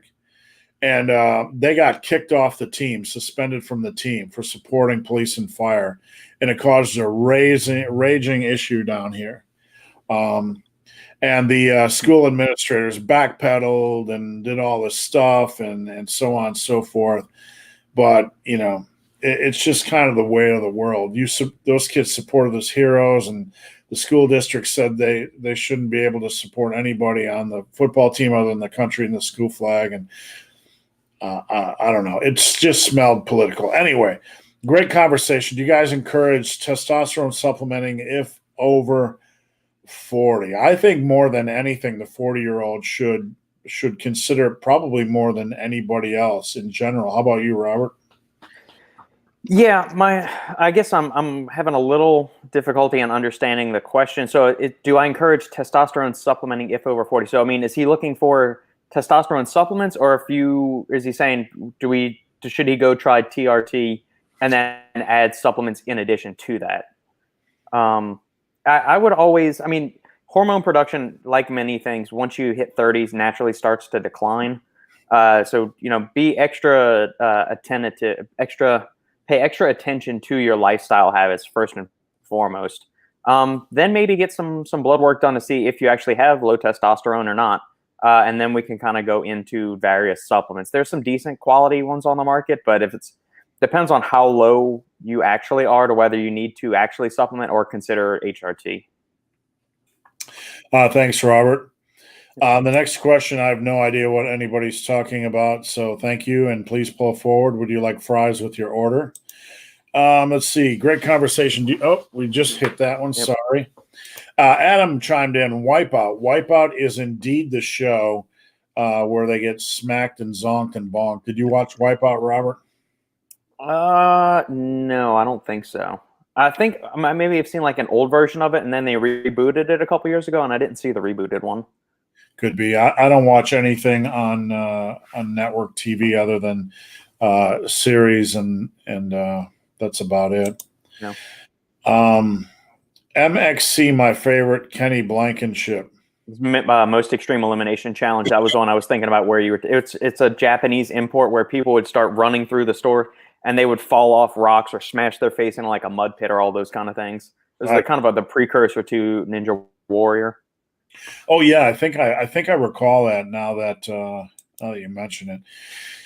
Can you explain CNS fatigue and the importance of DELO or DELO? Yeah, because the next deloads. Yeah. CNS fatigue is something very difficult to achieve. I've experienced it maybe twice in my life, and it was kind of random. For a while, for about 2 years, I was doing frequent heavy squatting. I was squatting to a daily max. That's not my 1 rep max. So I would squat up each day or deadlift or bench to what I felt like on that day. One day, I went into the gym and 135 felt impossibly heavy on my back. And I'm not kidding you. And I was squatting 500-600 pounds twice a week. So that's CNS fatigue. It's very rare to see something to that degree. With that said, we can have micro changes in our CNS. So that is why you perform your warm-ups. One of the reasons why you perform warm-ups. If anything feels unusual during your warm-ups, you have to pay attention to it. And sometimes during your warm-ups, the weight will feel heavy. It might make sense to do an extra couple warm-up sets to see if you can kick your central nervous system in the ass. So real CNS, really bad CNS fatigue is rare. Having some small CNS fatigue, probably normal, but it generally won't impact a daily workout. Robert, any thoughts on that? Yeah, and they've done studies on CNS fatigue, even having people do like 80 or 90% of their one rep max on like deadlifts and squats within that. And the CNS recovers pretty quickly, like within like half an hour after a super intense workout, it's recovered. So where that fatigue you might be feeling is more peripheral fatigue in the actual muscle tissue. It's not actually CNS fatigue. Deloads, I think, can serve a way to kind of re-inject some excitement for the gym. So if you've been grinding your balls off in the gym for like 6, 8, 10 weeks, the deload, yes, it's going to help your muscles to recover, but it also is just a break from the mental grind of having to constantly beat the logbook and push yourself to get in that uncomfortable range to make gains. So I think that's where deload, I mean, obviously you're repairing the muscle tissue, the ligaments, the connective tissue, supporting joint health and all of that good stuff. But sometimes I think deloads just it's a mental break from the constant grind. It's not you're not ablating any kind of fatigue, but it's like an actual medical condition of like a CNS fatigue. But it's just relieving just some of the mental and psychological stress you go through with hard training. So and it kind of reinvigorates you and gets you excited to get back and start crushing again. One thing I've been thinking about a lot lately, Robert, is I've been rethinking my approach to deloading. And a lot of people know I like to keep that intuitive. And I still think that is reasonable. But, for the intermediate lifter and thinking about things in the long run, I'm starting to rethink what is the best approach for the long run for a lifter, taking every 5th week off. Would it be cycling body parts? Like, let's say you have, that doesn't mean you have to do a body part split, but doing a week where you do light legs while everything else is normal, doing a week where you do light back where everything else is normal. I'm kind of trying to piece together what I think would be the most reasonable approach when it comes to this. Overall allowing the body to overall recover or just cycling different body parts. So I don't know. Any ideas, Robert, what you think might be the better option for the intermediate lifter? I mean, I think the reactive first approach is probably, I think, the best starting point, because hopefully by the time you're an intermediate, you understand your body to a certain degree, and you understand when you're pushing that envelope of, I probably need to, back off, and I'm starting to experience some irritation, some constant nagging pains, either in the elbows, the muscles, or you're starting to get that burnout state from having to push too hard for too long. The rotating body part idea is interesting. I don't think I've ever heard anybody bring that up. Usually say people take a deload and it's just that, we don't deload a single muscle group. Like, I'm not going to deload my triceps because obviously they're involved in every kind of chest exercise, every kind of compound pressing exercise, be it overhead or horizontal or incline. So typically if you're going to deload, I would think maybe you deload like a movement chain. So you're going to deload your pushing chain. So your shoulders, chest, and your triceps, you might deload that. And then your pull chain, you'll deload the back and the biceps one week, and the rear delts and the rhomboids and all that good stuff. And then one week you might deload your legs. So I think that may help you prolong a training cycle. But I think eventually there's going to come a time at least once or twice a year where you're going to need to just, do like an actual legitimate deload where you give the entire body a break and you either do super low intensity or super low volume stuff, or you just, take a week out of the gym and just be really active outside, going on a bunch of hikes or, do some light body weight training or something. Yeah. I mean, there's, I've been trying to learn from the world of endurance training, and I've been questioning how we can apply this or if it's applicable to a resistance training. Mm-hmm. And anybody that wants some good information, I would encourage them to read this book. I've been doing the audiobook, but my running coach has me cycling. Obviously, my weekly intensity is 80-20, where 1 out of every 5 miles is super intense. And then every 4th week, I do a half a week where I do half the mileage. So there's some little two different cycles going on. So I've been wondering, how we can apply this to lifting. Maybe, doing a cycle for 8 weeks where we're rotating the intensity on a specific body part or movement pattern, Mhm. and then maybe every 8 weeks taking a week off or something similar. Just for longevity and performance and giving the joints a break and stuff like that. I don't have the answers yet, but it's something I really want to play around with. Yeah, I think it's cool. It's going to require, I think, a little bit more of the enlightened meathead is the way I would put it. Somebody that really likes to dial in and understand the nuance of training and recovery. I think if you try to pass that off to the general public, it may not go over. I think it would be too complex or too intricate for them to even want to devote the mental resources to understanding or implementing it on a day-to-day basis or a week-to-week basis. But I think for people like the guys that tune into each other, tune into us each week, and you and I think it would be something that would be really cool to experiment with.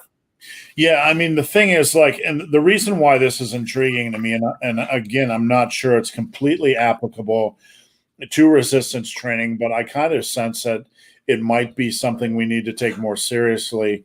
Is that when they look at endurance athletes, whether it's runners or cyclists, and they go tell them to do a moderate workout, they're almost always pushing harder than they think they are, right? Yeah. And when we look at performance, you need to kind of pull back a little bit from that and then push harder at certain times. So, the athletes are always training a little bit harder than they think they are, and there's some benefit to cycling some things. So let's just leave it at that. I would agree.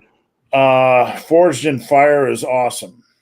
Yep, I haven't watched it in a year or two, but I always like it. All right, Chris, I saw a question earlier asking favorite comic book villain. Mine is similar. Favorite horror movie. We touched on this a little bit. All right, so let's line them up, boys and girls. We got The Shining. Now, let me have my thing. You can add to this. We have The Shining. We have the original Halloween. We have Alien. And I said Aliens. Aliens, I think, is some. It's too military for some people, but I think it's in some ways equally as good as Alien. So we have The Shining, which is one of my favorites. Halloween, which I think is a classic, and every year I watch it, and I just feel it stands the test of time. And we have Alien. Okay, any horror movies that you look at Robert and say this is a staple. This is something I got to watch. Yeah. Don't go back and go like The Exorcist and say the ones that you really feel are up there. Oh, that's what you nailed it. I mean, well, all right. So I'm Catholic. I grew up Catholic. K through 12 Catholic school. You're in New Orleans, basically. I mean, obviously my mom was Catholic. My dad was Methodist. We're just kind of like diet Catholic, but we were raised in a Catholic household. So the Exorcist, and so exorcists are real in the Catholic Church. Every parish has their exorcist. That movie scared the shit out of me the first time I saw it. And I don't think I saw like the rated R, the director's cut version until I was in college. I love that movie. And this is going to sound really weird, and I believe I've talked on this before. In addition to having a normal childhood, my dad really liked the old Universal monster movies. So Mummy Man, Frankenstein, Dracula, Creature from the Black Lagoon, all of those things, Phantom of the Opera. So we grew up watching those in addition to all the normal Disney movies and Ninja Turtles and all the other shit you do as a kid. But I have always loved horror movies. I mean, even a bad horror movie, I will still enjoy just because I kind of like horror movies. So my top 2 favorite horror movies, and I go back and I watch these damn near every year, if not every year, at least, every 18 months. Top 2 are Halloween and The Exorcist. So those are my top 2. If I'm going to build out beyond that, The Shining is super creepy. I've always liked that one. Jack Nicholson's awesome in that movie. It's different than the book, but I mean, I read the book too, and I like the book a lot. I like the book too. What else? Alien was good. Steve, after we were talking about Alien and Aliens the other week, I went and rewatched the original Alien. It's good. It's a good movie. It's really, really good. And it's the animatronics still hold up well, even with all like the advancements of CG and all that. What I love about the old movies from the 70s and 80s is that they did the animatronics and they look more real than a bunch of the CGI crap these days. Right. And I don't know if they like the Alien and Aliens, and even Halloween to a certain extent. There's an inherent darkness and feel in all different ways. The Yeah. sound, the ebb and flow of the sound, visually, it's dark, it's muted, it's ominous. So I would argue that like The Shining tends to be brighter, right? There's bright lights, the big hotel, but I would argue that like Halloween and Alien, they both do a really really good job of using all aspects to create an ominous feel. Yeah. Yeah, it's definitely the original Nightmare on Elm Street too. I know they made like 18 different sequels to it, but the original Nightmare on Elm Street, Wes Craven did, was a master with that first one. It's that one's really good. So I'm going to add two more movies in here that I like watching once a year. Mhm. And you guys may or may not agree with me. Number one is Wolf Creek. I like Wolf Creek. You got these. It's Haven't like seen you that one. got these three teens, and it's not your typical three teens or early 20s. And they're on this road trip, and it feels real. It doesn't feel forced. The dialogue feels natural.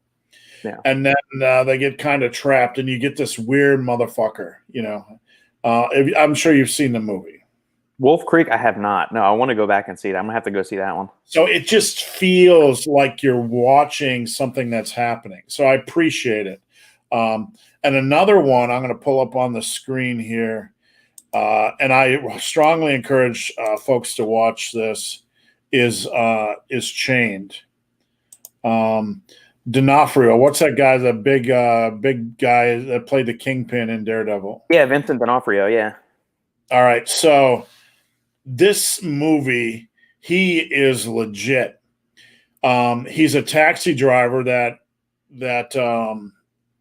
takes women back to his place and just tortures and punishes them. And he chains this kid to a mattress in the room while he's doing all this stuff. So I think Chained is like a movie that caught me off guard. It just was weird. And D'Onofrio is just this big brooding guy that just clobbers women. It's just believable. So anyway, interesting movie. Yeah. The original, what Night of the Living Dead, the original George Romero classic from like 1957. That was always creepy when I was a kid. Man, there's so many good stuff from when I was, growing up and things. I want to go back and watch them all. I think the rest of the day I'm just gonna be useless. I'm gonna go train legs, and then I might just be watching horror movies until I go pick up Sandy at 5:00. Right. So all right, what do we got next? He was talking about the bench press. I'm going to be honest with you. It's hard. The bench press is a fickle movement, and there's so many things I would have to look at to understand why you're plateaued. So it's very difficult to get into in a video. You can email me, benthebarman@gmail.com, and I'd be glad to comb through things a little bit. How often should I change variation if I'm almost intermediate on upper body and novice on lower body? How often should you change variation? You really don't need to change your variations. I mean, you haven't had any indication that you're stalling on upper body, so just continue to do what you're doing. Lower body, if you're not seeing a lot of lower body development, you really need some folks to probably look at your squat as a cornerstone, and then look at your numbers. And at the end of the day, if you're I'm sensing that your upper body isn't as strong as you think. So I would have to know some specific numbers. It's really hard to dive in. Polar ball. Recommend omega-3 dosage per day. I heard 3 to 5 grams. Is that true? I think the upper limit I've seen is around 3. I don't know if I've even gone personally as high as 5 grams. I mean, they're essential fatty acids. So yeah, is there any harm in going up to 5 grams a day? As long as you're getting them a quality source of omega-3s, no, I don't see an issue with that. I mean, you can displace other grams of fat in your diet from that.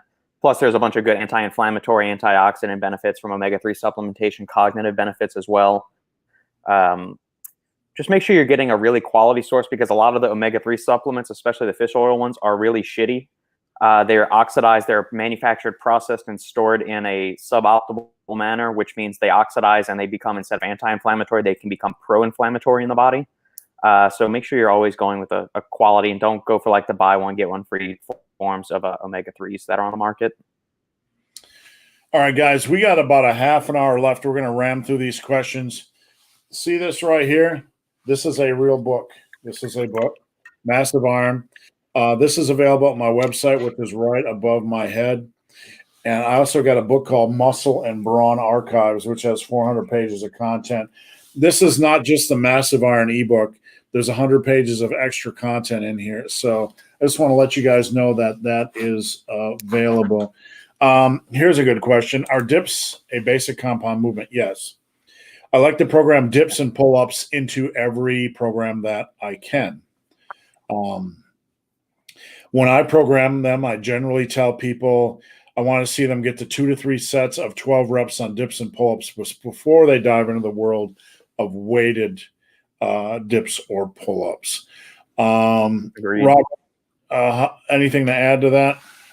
No, I love dips. They are great. I bought dip bars not too long ago for the house. This is probably, it's 2 or 3 years ago now that I bought them. Before that, it was just lots of push-ups and dumbbell pressing. And then I finally was, just stopped being a cheap ass and bought some dip bars. And I finally found a set that I liked. And yeah, I do them at least once, maybe twice a week, depending. Some days I'll do more of a tricep emphasis. Some days I'll do more of a chest emphasis, just depending on how forward you pitch your body. Right. Yeah, I definitely love dips, and they don't seem to irritate my elbows as much as some other pressing movements do. One thing I've been doing a lot lately with trainees that are able to handle it is I've been doing a dip and push-up superset. So I'd have them hop on and do 12 dips and then hop down to a max rep set of push-ups. I like the little body weight stuff. I like throwing that in there to challenge the body in new ways and to move away from just barbells and dumbbells. Yeah, it's a good way too for overload if you don't have enough access to weight, or if you're still training at home too. Right. Are you guys both at your target weight? Here's where I'm at. I got 6 months to my 100-mile run, and what I've been trying to do is increase my speed and conditioning as much as I can at my current body weight.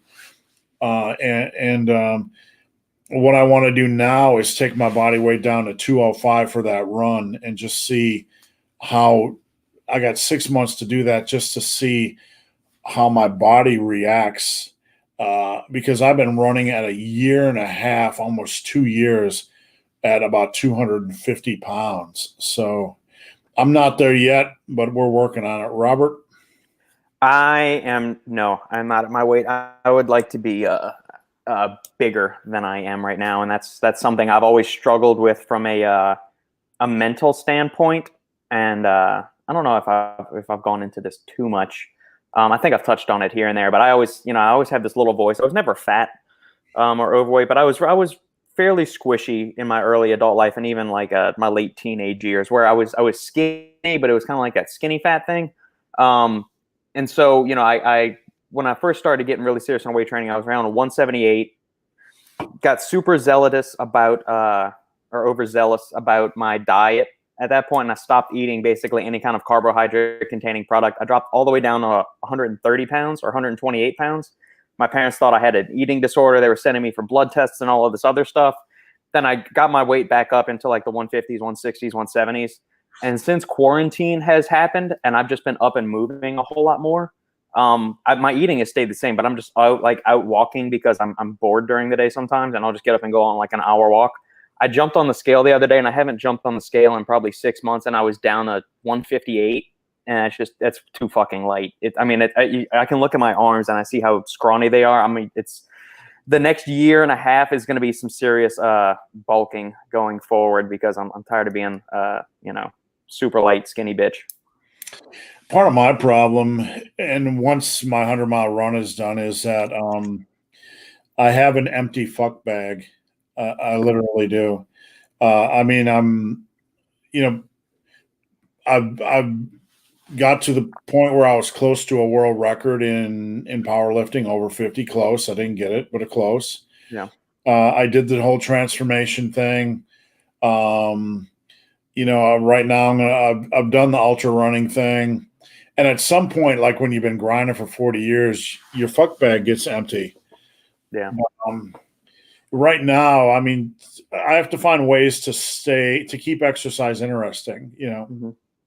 I've seen every tree in Ohio 17,000 times, literally every trail, every mile, man, I've covered it. And we're going to try to run a marathon in every state over the next 4 years. So we kind of are setting a goal to keep ourselves active. Some people don't understand why I make the switch, but at some point, like, after you've challenged yourself for 35 years in iron and you've done pretty much everything, you need something new to try, right? Right. So that's kind of why I'm doing it. But moving forward, I got to keep my weight down about there just to stay healthy. Here's we got Chris Galore. Boom. What's going on, Chris? How would you make your homemade sports drink? You know what? I don't know if this is a sports drink, but I like fizzy water, right? I like I like to drink that stuff. And I hate sometimes just drinking plain water gets boring. You can take BCAAs and mix it with like a half scoop of a pre-workout, half scoop of a BCAA and fizzy water. And you got kind of a homemade caffeine, little pick-me-up, little flavor, little BCAA thing. That's, I don't know, pretty easy to make. But a homemade sports drink, I guess we're talking about more like electrolytes. Electrolytes and carbs, maybe? Yeah, I will say this before I let Robert dive in. In the running world, there's a lot of electrolyte drinks, and a lot of them make me sick. And a lot of them make my wife sick. And I don't know if it's because of the concentration or what, but we hate drinking them when we're running because they're like a crapshoot whether they're going to make us ill. So, Robert, any thoughts on a homemade sports drink? Yeah. I mean, one of the easiest and cheapest ways to do that is just buy the Gatorade carb powder off Amazon. Instead of buying like the pre-mixed bottles of Gatorade, just buy the tub of the Gatorade powder. The Glacier Freeze is my favorite flavor. And you can mix that up, and you'll get it's pennies per serving compared to what you're going to buy in the store if you're buying some of the more premium carbohydrate powders out there. If you want to get a little spicier, you want to get a little bit more exotic, a little more premium with your products, go buy a tub of cluster dextrin. So a couple of companies make that. Apollo Nutrition has a cluster dextrin formula called Cluster Bomb. It's got 25 grams of cluster dextrin in there, which is a rapid digesting carbohydrate that doesn't spike insulin levels. Tends to be a little bit faster digesting and easier on the GI system than dextrose, which is the primary carb in Gatorade and a bunch of other sports drinks. Also has a little bit better sustained release energy in the body due to its branch structure. Do that. I would do that. Plus, most of those also have electrolytes in there. Super Carb by NutriBio is another one that's a decent brand to get. So do 1 scoop of the carb powder and then do 1 scoop of essential amino acids. Get somewhere between 10 to 14 grams per serving of essential amino acids. And both of those supplements typically have electrolytes in there, so that should cover your bases. Some options for good EA formulas, you can look at Apollo Nutrition, you can look at NutriBio, you can look at Primeval Labs. Anova Farm, take 1 scoop of each of those, mix that up, and you've got 25 grams of carbohydrates and 10 to 15 grams of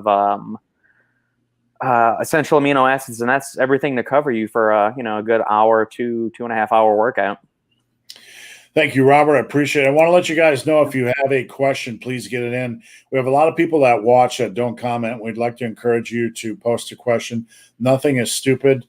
Redundant. We would appreciate your questions.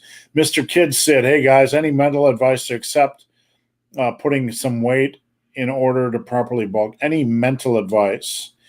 Look, me and Robert both come from, can appreciate the fear of getting fat. The best advice I can give for you is to trust in a plan that somebody more seasoned and experienced has, like my plan, no more than a pound a month. It's impossible to get obese if you're training hard if you do that for 1 to 2 years. You might put on a handful of pounds of fat, but if you're really serious about building muscle, you have to. That's your best bet.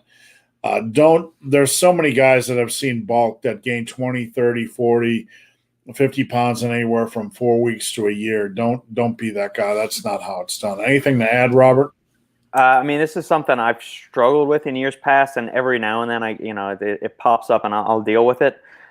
It's something that you gotta focus on the long-term goal. What is more important? And how you just at some point you're just gonna have to kind of have like a come to Jesus with yourself. And if you need support from your parents, your girlfriend, your wife, your kids, I don't know how old you are, or what your current living situation is or anything like that. But if you're finding that you have a lot of self-doubt or self-reservations, get some support from some other people. Either hire Steve or, me as a coach or something to get you through this and get some extra support that way. But yeah, if that's going to be, you've got to focus on the long-term goal. Think of it from a health and performance thing. The amount of muscle you have is one of the biggest indicators for longevity and health in life. So if you can focus on that and not just worry about the number on the scale, remember, that's just one indicator of progress, even if it's weight loss or muscle gain. Take progress photos, focus on the process in the gym, adding weight to the bar, getting stronger on that. If you make that your focus and not necessarily what the weight is on the number on the scale is, I think that may help you get over some of those mental hurdles of, worrying about the fat gain. There's so many amazing benefits to building muscle, longevity, mental confidence. And really, all you have to, and you get to eat a little bit more while you're doing it. So It's a win-win-win. You just don't want to turn it into an excuse to abuse your body, and you don't want to you don't want to overeat and super bulk. That just doesn't work. Right. Philo 68. Montmorency cherry products for exercise recovery and reduction in muscle soreness. Yeah, tart cherry extracts, or you can use cherry juice. I think the studies use 500 milliliters, which is 16.9 ounces of tart cherry juice. You can also use, I think it's between 480 to 500 milligrams of tart cherry extract, which is you'll find in some post-workout formulas. Yeah, there's a decent amount of studies to show that the antioxidants and polyphenols and vitamins and stuff that are in cherry juice are effective for reducing post-workout muscle soreness and enhancing recovery. So yes, if you can find it in a product, in a post-workout recovery product, yeah, it's a good inclusion. All right. I can't lift in the morning. I ain't no Jocko. Me either. Look, I don't know. Winter messes me up. I'm not sure about you, Robert, but it closes the window when I can run, so I have to run in the morning. Yeah. Ain't no running on trails at night or after work. So, yeah, I don't know. Late here, guys. Scott's in Scotland. Yeah. Weekend. Park McLean, is conjugate training worth the effort? Conjugate training is something that most people screw up, don't understand, shouldn't be doing. Let's be real. Most people, conjugate training, you need to really work with somebody that's worked with conjugate training. Look, I've worked with some of the best coaches in the world, including one of the strongest men in the world, Donnie Thompson. I live an hour away from West Side. Guys at my gym used to train at West Side. I have a lot of West Side stories. Some will argue that the only real West Side training occurs at West Side, but I think most people don't understand it. Most people misuse it. And I'm not a fan of switching big compound movements in a frequency more than every other week. And sue me if you don't agree. But I just don't like that, because I find if you get more than 2 weeks out from a compound movement, your body starts to there's a rate of decay, and I don't feel it's necessarily the best or safest way. And I don't know. There's a lot of West Side hype. I think it's died a little bit over the last 10 years, but it is what it is. Robert, do you have anything to add on the conjugate method? Nope. It's if you're going to be a recreationally active or competitive power lifter, yeah, it might be worth going into. I think for the average person looking to just build some muscle, improve their overall quality of life, I don't think you need to get mired down in that. People are going to hate me for what I'm about to say, but I've been involved with the powerlifting world for a while now. So if you don't like it, I don't care. It's reality. people on the stage competing, and I've been with some of the best. Very few of them do West Side, and very few of them ever do a starting strength ripper toe squat. That's not hating on either one. That's just a reality. The majority of people are doing other things. The vast, vast majority. In fact, I've never run into a power lifter that's doing the conjugate method that I've competed against or talked to, and I've never seen a squatter squat more than 500 pounds with a ripper squat. So a lot of the world we live in isn't the world that's producing the strongest athletes on the platform. It is what it is, sue me. Honey, what's the best way to warm up for overhead presses? Using Doug Hepburn's program, by the way. Overhead presses, generally you want to, I don't know, I just do a few more warm-up sets. That's the way I warm up for overheads. I just make sure the shoulders are nice and warm, and I go slow and steady. For me, when I was doing 315 single, 275 for reps, I do a bar, 2 sets by 10, 135 by 8, 185 by 5, 225 by 3, and then I would get to work. So you want to ramp up a little bit and ramp up in weight while ramping down in reps, and just making sure your shoulders feel good. All right. Orion XS, is taking a casein protein at night any more optimal over a standard balanced meal? Robert? My initial answer is to say no, it's not. If you're having the benefit of casein protein is that it is a slower digesting protein. It can take up to 7 to 8 hours to completely digest in the body. So it forms this coagulative little goop, this viscous gel, and you get a sustained release of amino acids into the bloodstream over the course of 6 to 8 hours. If you take a standard balanced meal, we're going to assume your standard casein shake is going to have 25 to 30 grams of protein. Standard balanced meal is probably going to have 30, 40 grams of protein. It's also going to have some kind of fiber in there from, hopefully you're eating some vegetables and some whole grains or fruits. And you're going to have some kind of fat. So you're going to have a slow, delayed digestion as well from that. So it would probably be the same in the end. The caveat I would say is that if you don't like eating a really big meal right before you go to bed and it leads to disrupted sleep, in that instance, you may just want to do just the casein shake at night. If you find that when you go to bed with a really full stomach, it disrupts your sleep, or you feel like you get some reflux, some indigestion, just some discomfort. But from a muscle building standpoint, I would always opt for whole foods over supplements. The only instance I would say otherwise is that if you're eating a really big meal right before and then going straight to bed and you're experiencing a lot of discomfort and restless sleep, then maybe the shake would be better, or just eat the meal a few hours before bed and you'll be fine. All right, thanks, Robert. We are rocking on Friday. We just cracked open number 3. We Wow. just there we go, Steve. Put away 2 reds, and we're on the purple. I don't normally do that, but when I do, I do. All right, almond milk versus oat milk versus real milk. Real milk every day, twice on Sunday. Get that other bullshit milk, those fake milks out of here. Do the other? I've never really looked at the label because no offense, if you like almond milk or oat milk, may the Lord be with you in your ways. But I've never looked at the label. Do they contain a lot of extra sugars or anything for flavoring or anything like that? Some of them do, yeah. Some of like the flavored almond milks. That's why you'll see unsweetened on it, because some of the early iterations of it where it had 15, 20 grams of sugar in it. All right, yeah, I don't know. Drink the real shit, man. Get the benefits of calcium, protein, healthy fats from cow udder juice and everything. When they start making almond milk and oat milk cheese, then I'll take that shit seriously. You know what I'm saying? Just humor. It's just a joke. It's a joke. It's humor. Nightmare on Elm Street and Hellraiser freaked me out as bad as kid in the late 80s. You know what? I just thought of another movie. If you like Hellraiser, Midnight Meat Train. Yeah, with Bradley Cooper. Yeah. Midnight Meat Train is one of my favorite horror movies, something I can watch over and over again. And I won't lie, I haven't seen Nightmare on Elm Street in a while. It got a little goofy. I remember with the pizza and the thing and the meatballs and shit or whatever it was. Yeah. I just recall getting goofy. But Hellraiser, way off the reservation. The original one is a classic. Hellraiser I haven't watched in a while, so I might have to revisit that. Yeah. And we watched a really weird one recently, Mom and Dad from Mm-hmm. England. If you want a really crazy movie, Mom and Dad,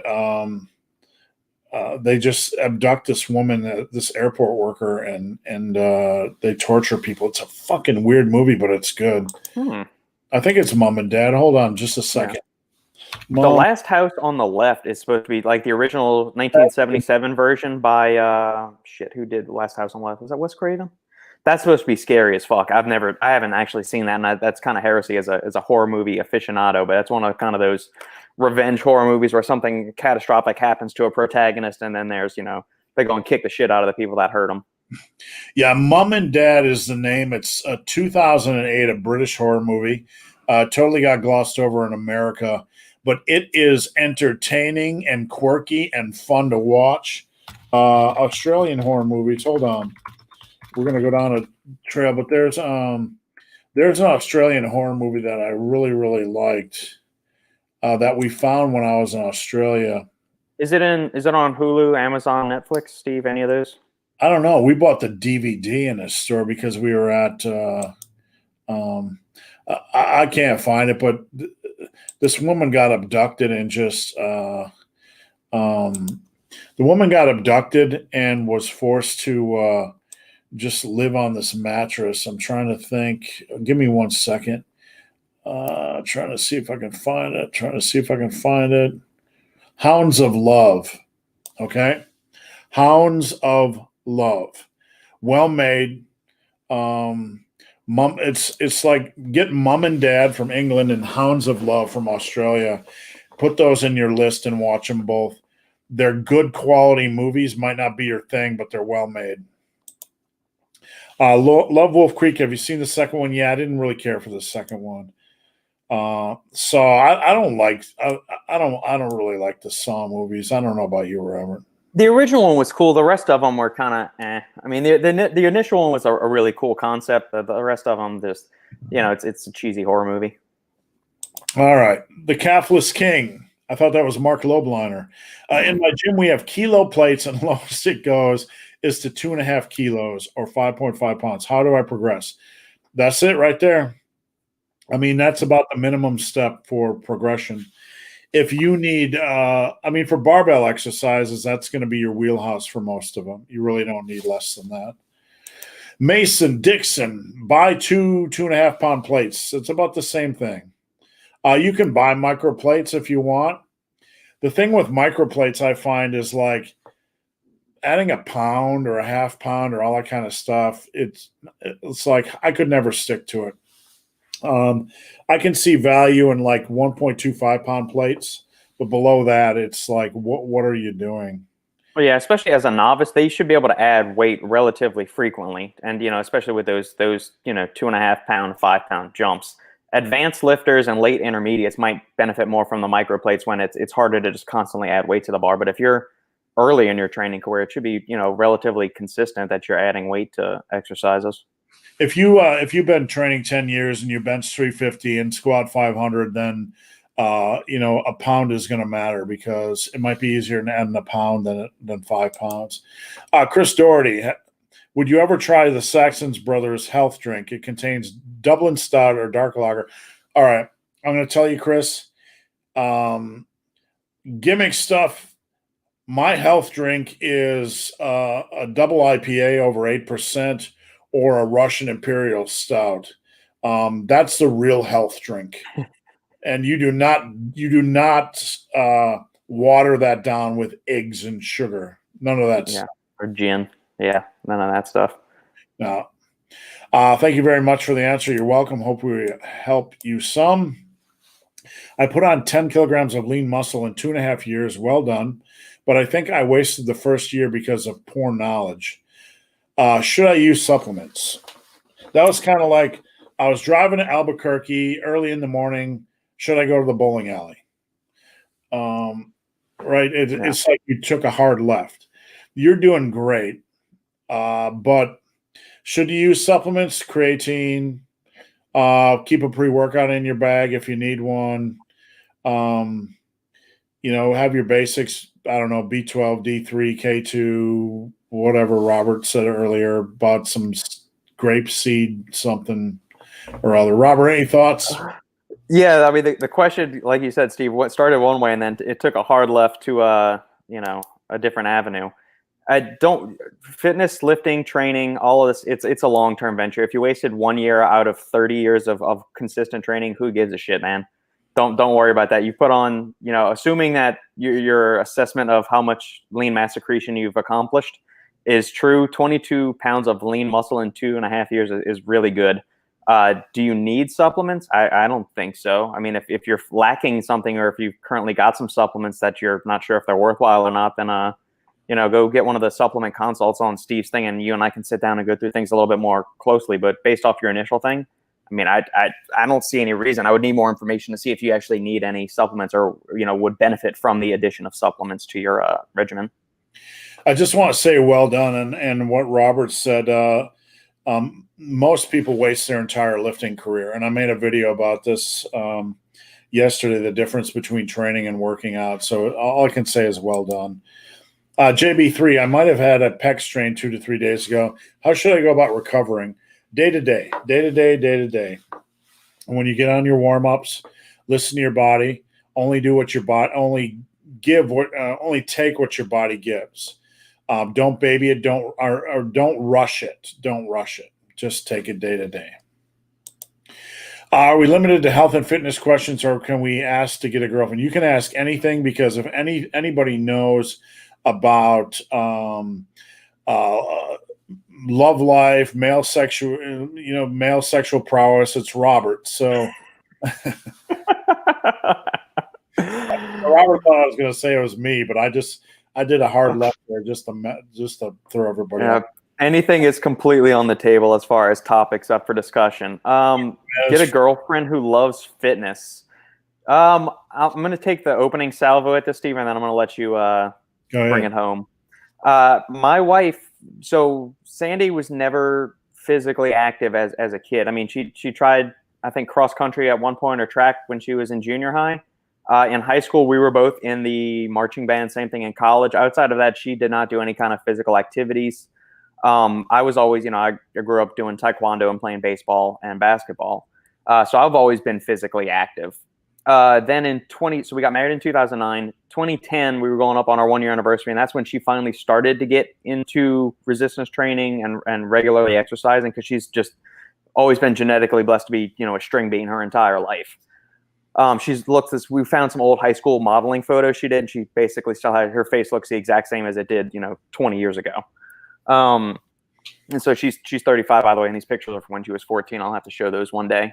But training and exercise has always been a struggle for her. She just hasn't enjoyed it. She does it because she likes to eat a lot of food and she wants to look good. So if you find a girlfriend, maybe you could find them at the gym, but don't give up just because somebody may not be into fitness now when you first meet them.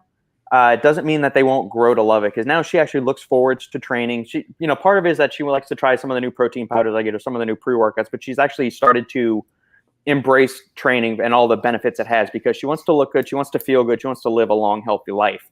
So don't make that the sole reason that what you're looking for in the girlfriend. Look at the quality of the person, and if they love fitness, consider that a bonus. If they completely despise fitness and think it's a waste of time, then that's going to be some pause. I get a lot of questions like this, especially from people that are involved in relationships where their partner doesn't exercise. I think what this really boils down to in the long run is not necessarily finding a partner that likes to lift or likes to do this or do that. You don't have to share every activity together, but you want to have a partner that respects their body and their health. And that can, some people just might want to walk or do yoga or whatever. So I would say, first and foremost, broaden your horizons and don't keep it to like the gym activities. You can be patient. And here's the biggest advice: be patient. Okay. You need to find somebody. If you're serious about health and fitness, don't just cling on to somebody because the sex is good or you like their mixtape, right? Because a lot of people can be nice people, but they're not necessarily a good fit for you, and you have to be patient. You do not want to wake up 10 years down the road holding little Bubba Evan, rocking him, and your wife's like 270 pounds and eating, fish sticks for every meal or whatever. So, wait, be patient, hang around with people that are like-minded. There, it goes, whether it's lifting or ultra running or whatever you're doing, you want to be around people that elevate you, that lift you up, that push you to become better. And that's the same thing with life. Where you hang out, the people you hang out with, the places you hang out with are going to influence who you become. So just stay in good places, meaning, where you spend your time. And here's a little last bonus tip.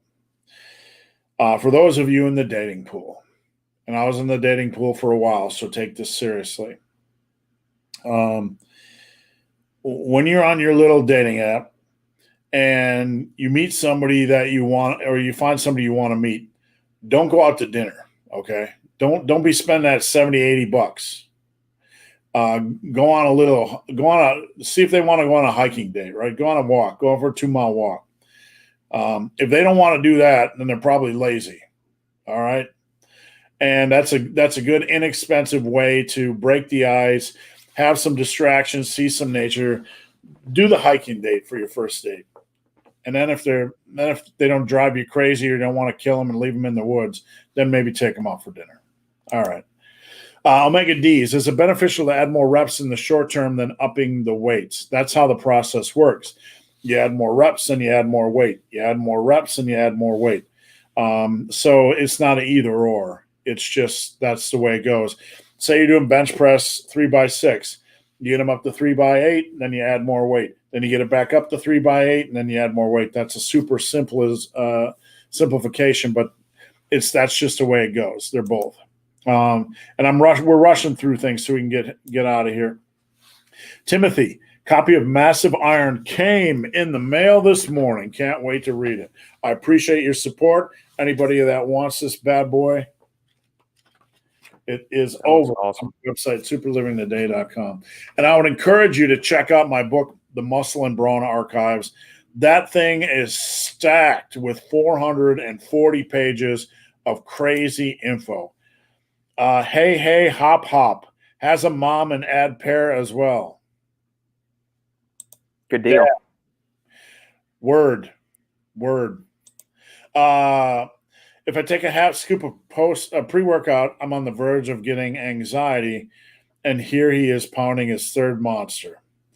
I'm old, man. I got to keep this shit moving and alive.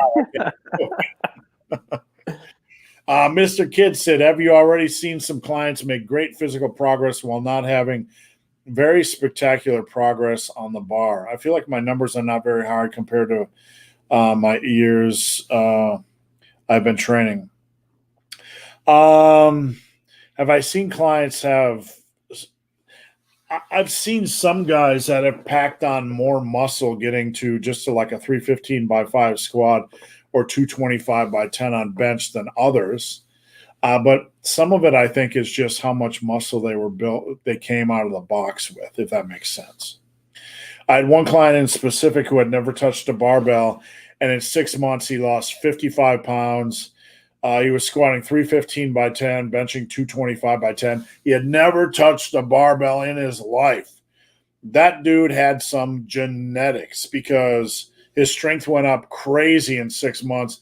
He had 16.5-inch arms. It was like lights out, game over. You're done. Just maintain for the rest of your life.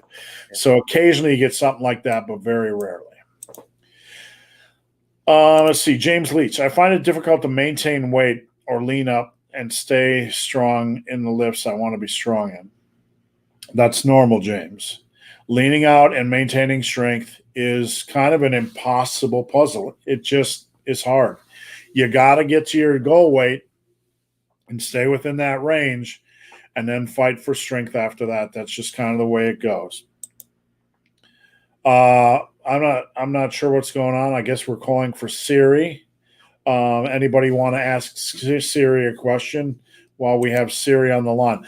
I like to stay between 150 and 160 pounds. I bulked above this several times, but now I want to stay at that weight. How many full body workouts a week is optimal for maintaining a lean body? None. Or no, I'm being facetious.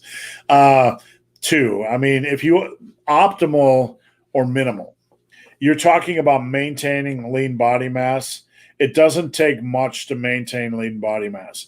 You could do 2 full body workouts, 45 minutes a week, and maintain it. Robert, anything to add? No, I mean, maintenance volume is like between a third and a sixth of the volume it takes to build muscle. So yeah, you can retain and maintain muscle with a lot less than it takes to build. Yeah, I mean, people have been worried about me losing mass while running. I tell you, I tend to work out 30 to 45 minutes right now, half the time, because I just don't have time. Like the other day, I didn't have a lot of time, so I went and did 8x10 on bench press and then 5x10 on cable tricep extensions and had it done in like 40 minutes. Morgan Freeman, Charles Freshman, mental aspect, how to lift heavy weights. I've made a couple videos on this, and the mental aspect is something a lot of people struggle with. They get under the weight feels heavy. They're like, the weight feels heavy, I don't want to move up. And I've made videos on this before. The weight feels heavy because it is heavy. That doesn't mean you can't lift it. So you need to get out of your head and just get into that set and move it for as many safe reps as possible. That's as simple as it gets. You can't get in your head and say, this feels heavy, don't want to do it. This feels heavy, don't want to do it. What you need to do is like forget what a weight feels like and just lift it for as many reps as possible. Robert, anything to add? Are there any lifts, Robert, that freak you out mentally?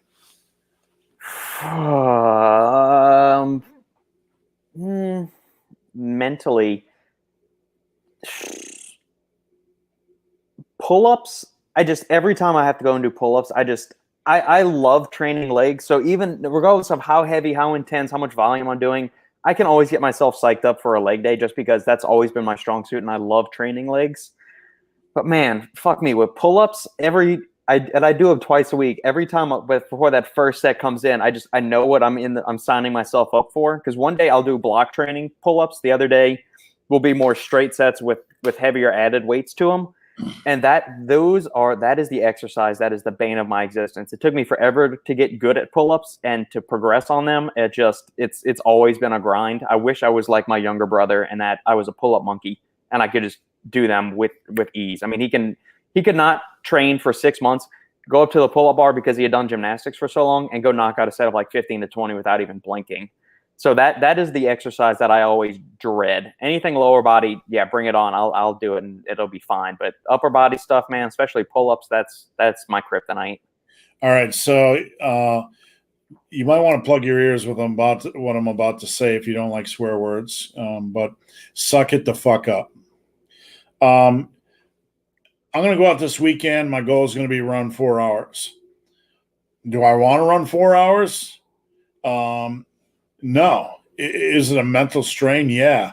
I suck it the fuck up and do it. And really, that's what it comes down to. You either do it or you don't do it. I mean, it's in your head. It's in your head. You either do it or you don't do it. The weight's not going to get any lighter.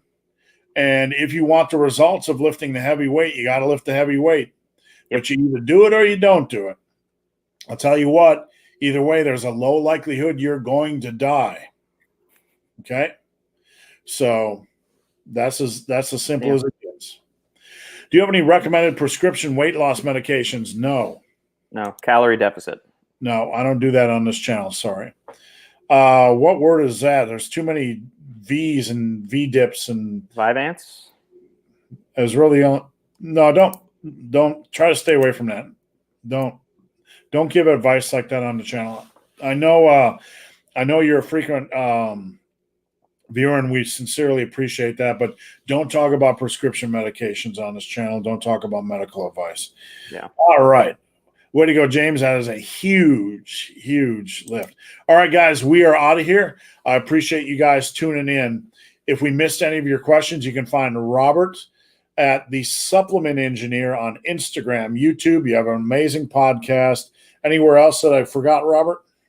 YouTube, Instagram, email is the supplementengineer@gmail.com. Supplementengineer.com is the website. Podcast is available on all major streaming platforms and every Friday here on the Massive Iron channel with you, Steve. All right, Robert, what are you going to do this weekend? We're heading out to Iron Wolf Distillery tomorrow to enjoy some beautiful sunlight, some gorgeous weather, and a bunch of people not wearing masks and acting like life is normal. And then the rest of the weekend, I got an upper body training day tomorrow morning, do some weekly meal prep like we always do, and then hang out on Sunday and read some good books maybe.